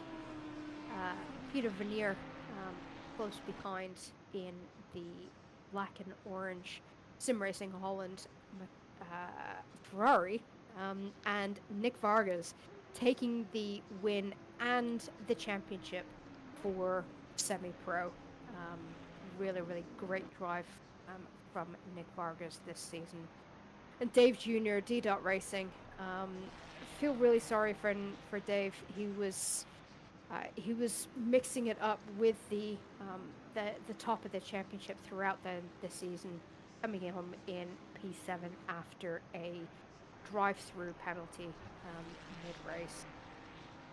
Jits Medina, Red Rocket Racing, that lovely Team Italia livery. Not really seen much of that livery this season so far. Tim Kroll. Oh. I don't know if that was over enthusiastic celebration or if that was just slightly premature, because that's Marcel Viss just managing to squeak his way over the line. I suspect that Nard Cox has just blown a position away there. Yeah, because as I've said earlier, the start-finish line here is a little bit later than some people realize. So, yeah. Right. Before anybody leaves the server, wait. Regan. Some. Nick. And Tim. Okay. So, obviously, barring any steward's inquiries,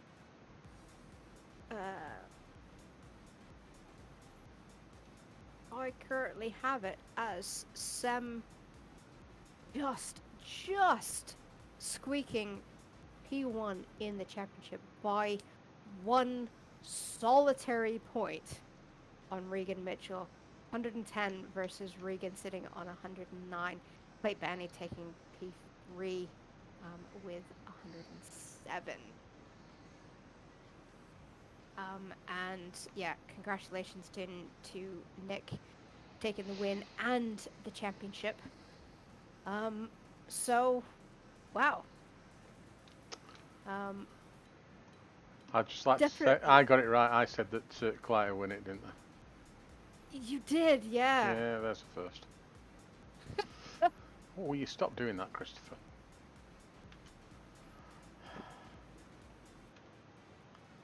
Right. So, hopefully we shall have some drivers popping in shortly, once they get themselves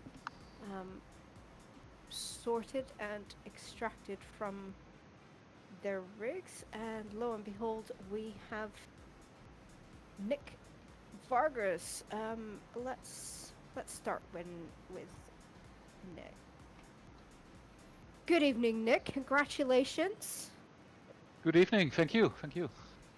So, how was the race for you? So, I know you were aware of Justin having to bow out last minute of the race, being robbed of a potential tasty on-track battle for the championship win. So, what was your thoughts coming into the race, knowing that ahead of time? Yeah, for sure. I would love to battle it out on track, but yeah, it was a bit unfortunate. But yeah, overall the race went well. Yeah, it's difficult in the high temperatures, especially with the tires in part of the stint. But yeah, could keep it on track, and P5 was not too bad. So yeah, good to finish the season like that. Yeah, and I mean, you've had a really great season so far. So far this season in semi-pro. Lynn, looking forward to jumping up to pro next season, or you're a little bit apprehensive? No, it's going to be exciting, of course. There are a lot of fast guys in pro class, but I'm going to switch cars, and well, we'll probably see some other tracks next season. So definitely looking forward to that. Excellent. So, what are you going to do to celebrate? Probably catch a small beer, but not too much. Have to work tomorrow, so. Save it for the weekend then. Save it for the weekend, for sure.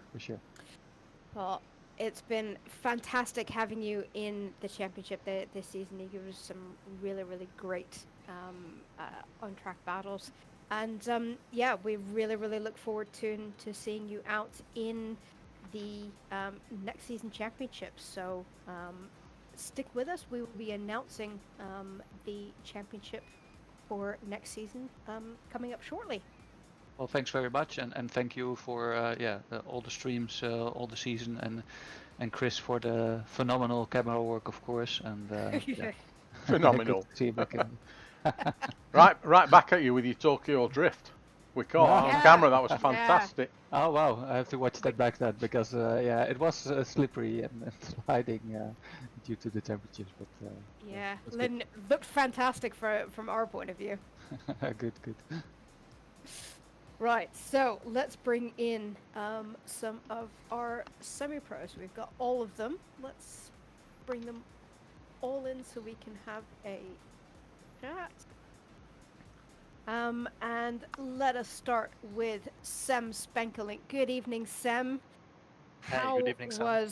How was the race from your point of view? Well, the race was god-awful for me in terms of pace. No. In terms of pace, it was terrible. I knew that the Audi would be absolutely dog shit here. I mean, the one lap pace could be decent, but it would just eat and overheat the tires so quickly. So I would have like 10-15 minutes of decent pace, and then the tires would just wear so unevenly that I would start to slide, and the slide would turn into another slide, So yeah, for me it was really important to quali well. But for me it's usually I can do a lap in 5 minutes, and then it will still be the same lap after 15 or 20 or 30 minutes, and everyone else seemed to improve on the last lap while I was just sitting there, doing nothing. So I got pipped by 3 cars, I think, in the final run. So I was like, well, shit, there goes my race. But I somehow managed to pass all the Ferrari crew in front of me at the start. So yeah, that really saved it for me, because the pace was nowhere today. And were you aware coming into this race of what you needed to do to get the championship? Yes, I was aware that I had to finish at least P3 if Regan would come second. So I was hoping for those two to battle hard. I was like watching them in front, so I was like, okay, shit, because I didn't know what strategy they were gonna do, of course. And the only thing I could do realistically was try and finish P3 because I definitely didn't have the pace of these guys in front today. I mean, they were massive. I think both strats worked. The gap between them was really close, so impressive performance from them. Yeah. So for me, it was just all about consolidating P3. Yeah. So in that case, I guess you are aware that barring any post-race investigations, you have taken the Pro Race Championship. Yes, and I made sure to stay out of Clyde's area of the track, so I wouldn't get an 8-point penalty again. So I think this time I'm good. Yeah, so according to my relatively sketchy math, so, you know, obviously we're going to wait for final announcements to be made, but you have squeaked the championship by 1 point over Regan. So are you looking forward to next season? Yes, I always look forward to racing here at SSRI. I mean, it's a good combination of competitive racing, but not too serious. Everyone respects each other, so really looking forward to racing again. I will definitely not be driving the Audi. But yeah, it was a nice season. Enjoyed it. Hopefully a bit more fighting next season. I had some lonely races, but it's always really clean and fair. And yeah. Really really exciting to see the championship being that close, even with 5 cars. I think Dave and John behind me had some unlucky drive-through, and I think John Beaton hit some Beaton. And that would probably make more sense in Dutch, but John had a little bit of a moment, and unfortunately left the server. So so some unfortunate rounds for Dave and John there, but congratulations on your P3 tonight and your championship win overall, and thank you very much for giving us some fantastic racing throughout the season, and we can't wait to see you back out on track for season 5. Thank you very much, Sam, and as always, thank you for the great broadcast, guys. It's been very amazing watching you guys present this league. It's been awesome. Thank you. Oh, thank you. So Regan, coming to you next, taking P2 in the race this evening, and provisional P2 in the championship as well. So how was the race from your perspective? Hello, it was a sad affair. Oh, no. No, Polly was really good. It was actually very good. But sadly there was even though I was taking tyres and only running 60 litres of fuel, there was a full second drop off in race pace, and this is the most practice I've done for a race like up to now, so I'm confident that's all it had for race pace. Yeah. Sadly, my tyres were completely dead after each half of the race, so I couldn't even go 75 like I like to. So yeah, but still, I'm happy with how I drove. I was surprised with how I drove. I was expecting to be in the wall. But yeah. So how close of an eye were you keeping on Clayton Vanny, and when he was deciding to eventually pit?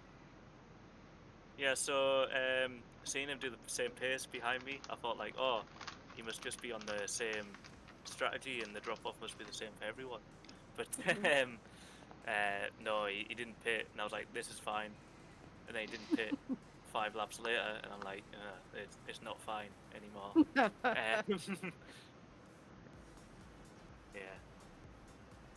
So when Clay did pit, and when we were keeping a really close eye on your lap times, and you were taking a second a lap out of Clay, how much were you hoping that there were going to be some extra laps thrown on to the end of the race? Yeah, I could have used 3 or 4 more. Yeah, but sadly, yeah, like I said, the tyre wear was too high by the last 5 laps or so. sort of the pace difference start to lower, especially if Blake got a good lap, and I got a bad one. So yeah, it just ended a bit too quickly for me. Yeah.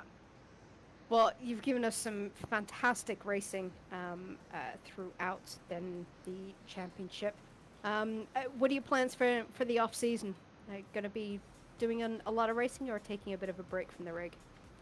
Taking a break, I think. Oh, I do want to mention, it's not sour grapes, but I'm looking at the Simsport website, and there's actually 2 championships going on. I think it looks slightly different. Yeah, but don't forget there's a drop round as well, right? So because you finished P9, you've lost a couple of points. That's why.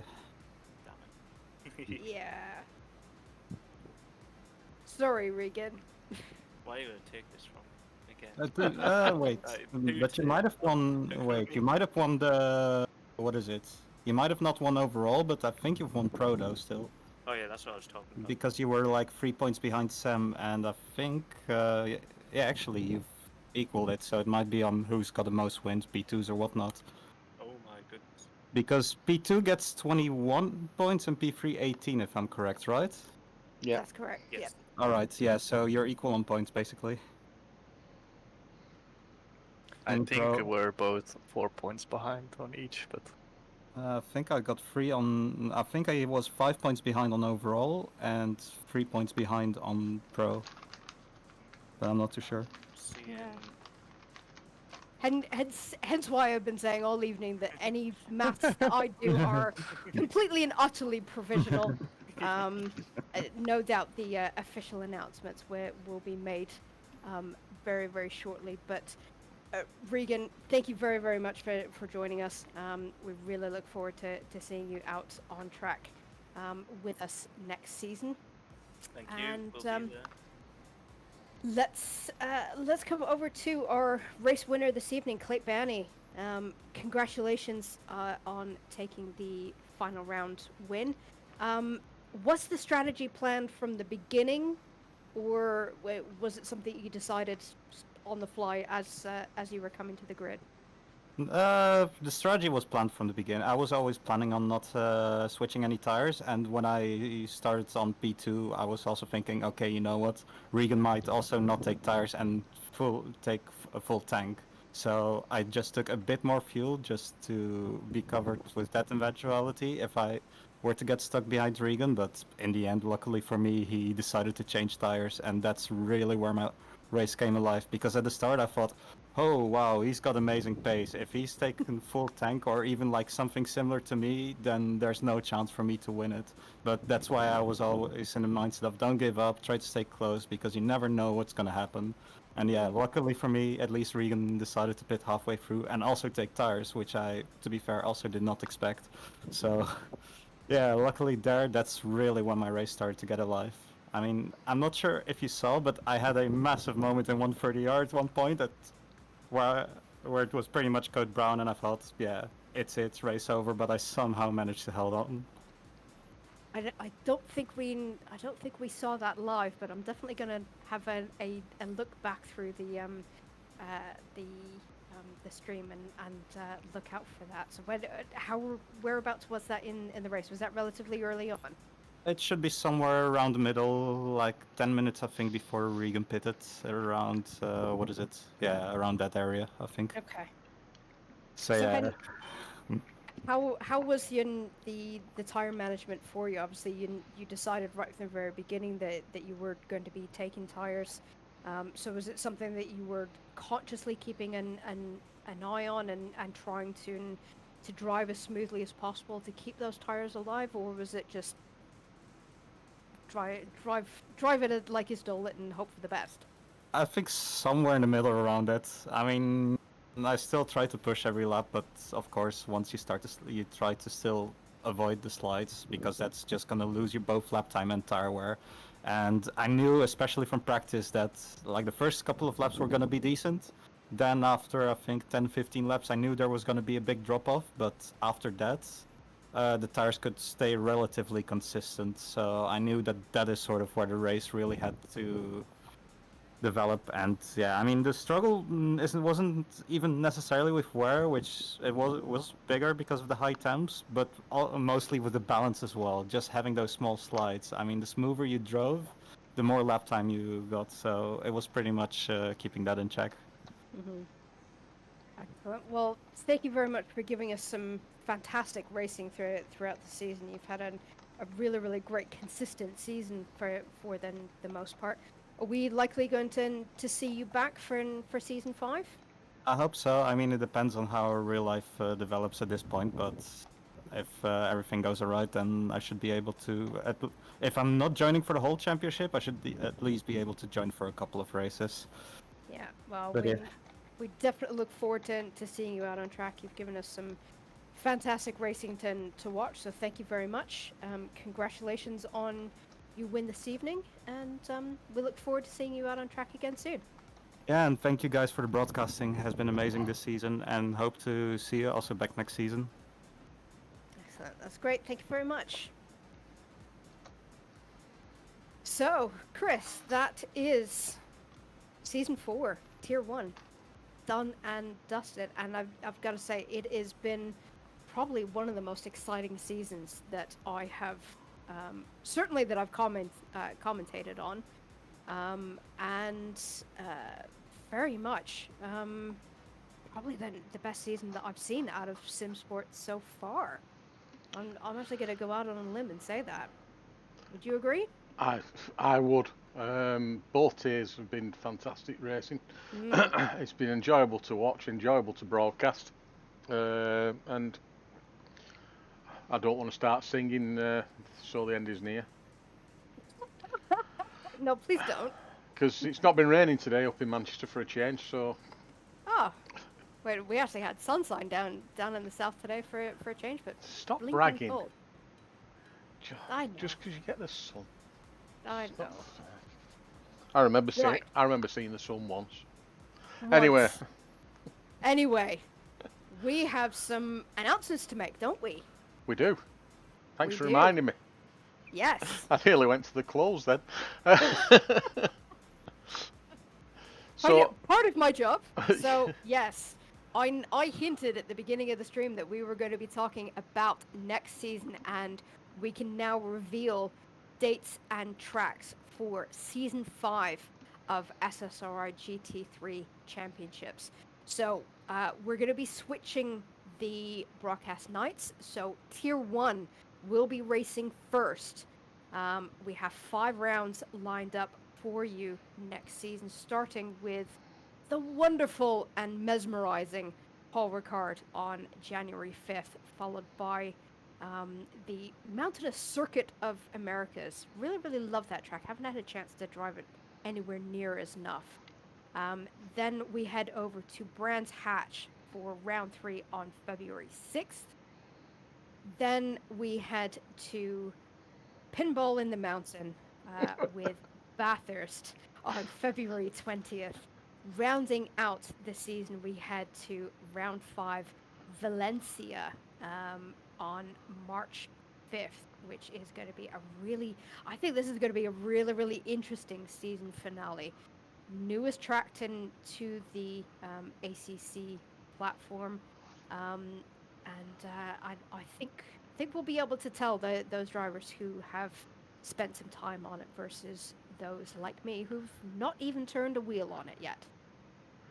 And of course, for tier 2, which will be alternate weeks, we have exact same tracks, obviously, with Paul Ricard falling on January 16th, Circuit of Americas January 30th, Brands Hatch February 13th, Bathurst February 27th, and then rounding out the season with Valencia on March 12th. So, enjoy your Christmas, but if you want to get in on all of the action for our next season, sign-ups will be opening soon. So keep an eye on the announcements channel in our Discord.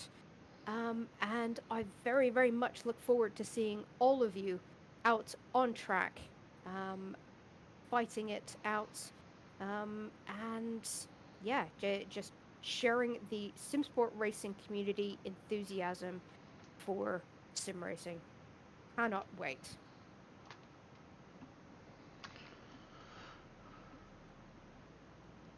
So, that is the season done and dusted. Announcements made for the following season. We will be announcing endurance as soon as we get the final tracks decided. So stay tuned for that. But for this evening, Next up, next up, we've got Watkins this Yes. Saturday. we do. The final round. Where is my race list? There it is. So yeah, final round of the Enduro Championship this Saturday, 6 hours of Watkins Glen. Now I do believe the championship has already been decided. That's correct, yeah. But still plenty of racing to do. Not all of the podium positions have been finalized either, so still going to be lots and lots of excitement. And I do believe, Chris, you are going to be out on track as well, aren't you? I am going to be out there, all being well, embarrassing myself. As Rockwater in the YouTube chat, I think I scared him last night while I was on the server. I can't believe that somebody came from about 4 seconds behind and was right up my backside. So I jumped out of the way. But in my defence, I'm old. I'm not pulling out my full defence just yet until sometime nearer the race.